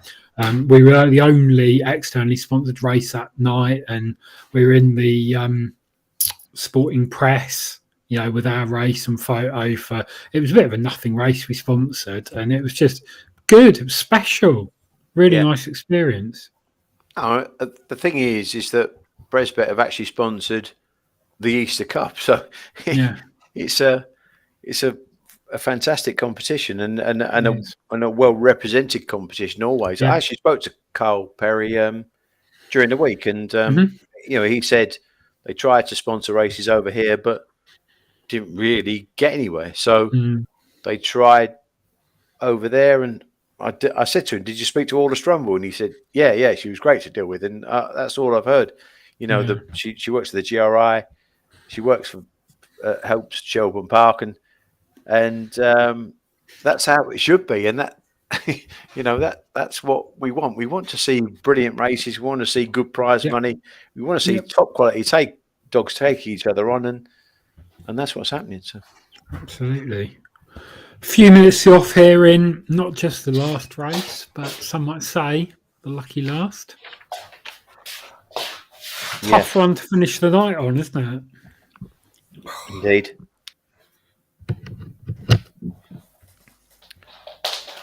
I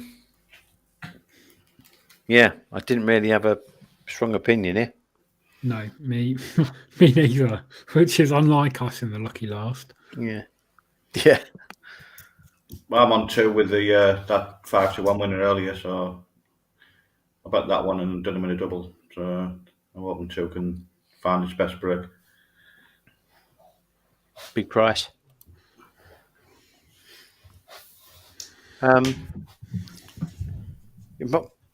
Is Bang on Sonia a bang railer? Well, she won out one at Romford, didn't she? When she won them, she flew around Romford twice in a row, didn't she? But I always had her as a middle runner. But she's got some improving to do on the clock to be competitive here. Yep, definitely. Farney's Holly, 436 sectional, 28.56. Not a bad run. Will it lead? I don't know. 2 probably leads. That's what I'm hoping it does. If 2 does, it's 437, 28.52. We can't. I mean, there's nothing between a lot of them on times, is there? And as we found, it's that run to bend, isn't it? So I'm just hoping if it does that run and does the 430 odd, it might get off the front. I'm struggling to have 4 as a 13-8 favourite a little bit. It's got a clear, 2 and 3. Yeah. So, Okay. Yeah, I've just had a tiny interest. Obviously, be with Paul at 2 and covered on 3, but I've just done exactly the same. Yeah.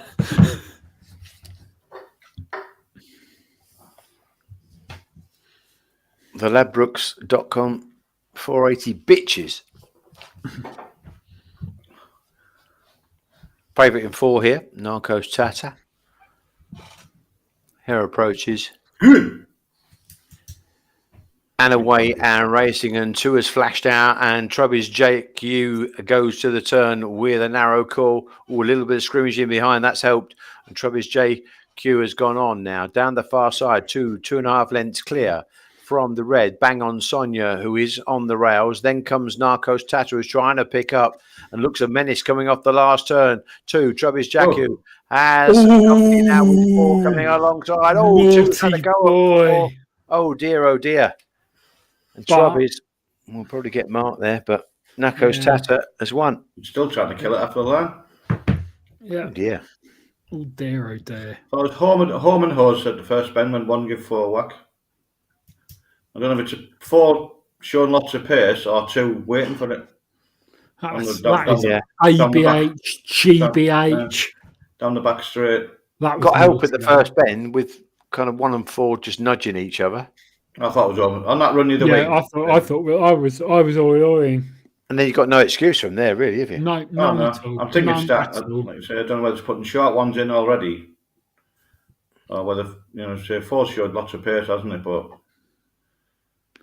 4 runs on, but oh dear. I think that's just I'll tell you what. Actually, 4 blocks back. Yeah. If they kept their head straight on the running rather than like trying to eat 4's either, might have nicked the race back up. But so 4 actually retaliated. And said, "Oi, what are you doing?" Just going for self-defense. Self-defense, yeah. That was very, very weighty. That's disappointing. That was a huge price. They finished a furlong clear, haven't they? Yeah. Yeah, that'd have been nice, huh?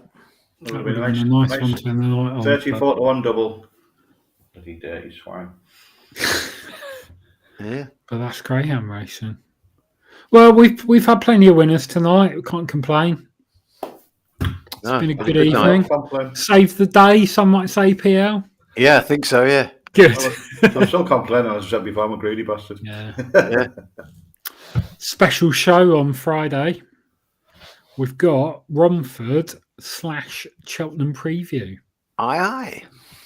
Quite excited for that. Yeah, it'd be good. Hopefully we'll have a few special guests. We'll find out Monday, Tuesday who we've got. Yep. But 4 days booked off work for Cheltenham. Yes, but on the Wednesday, I'll be 60. But that. I know. You don't. I know, but I'll send note. And I'm due to have baby land in the middle of Cheltenham week, so we'll see what he does. Actually, my eldest boy is due his second as well on the Saturday after Cheltenham, so it's all going to kick off. Yeah. Well, if it comes early, I'll be co-hosting Greyhound Watch Long from the maternity ward. That's it, yeah. I'm sure that'll go down well. Why don't you name after the Gold Cup winner? Album photo. Yeah. Oh dear. Yes, it's an idea. Yeah, we'll see. But not a very good one, yeah. No. Right, we've got the boxing to enjoy tonight. Josh Taylor by stoppage. That's where the bet is. Get on at anything above evens. Stoppage? Yeah. Okay. Josh Taylor by stoppage. Okay. There you go. That's what we're going for. You heard it here first, all right? Nice one. Thank you, Watty. Yeah, thanks ever so much. Yeah, cheers. Right, and cheers for watching. We will see you all on Friday. Cheers. Ta. Send Tubby's jacket, Chris. Just send after I Tubby's jacket Christmas card out. See you later.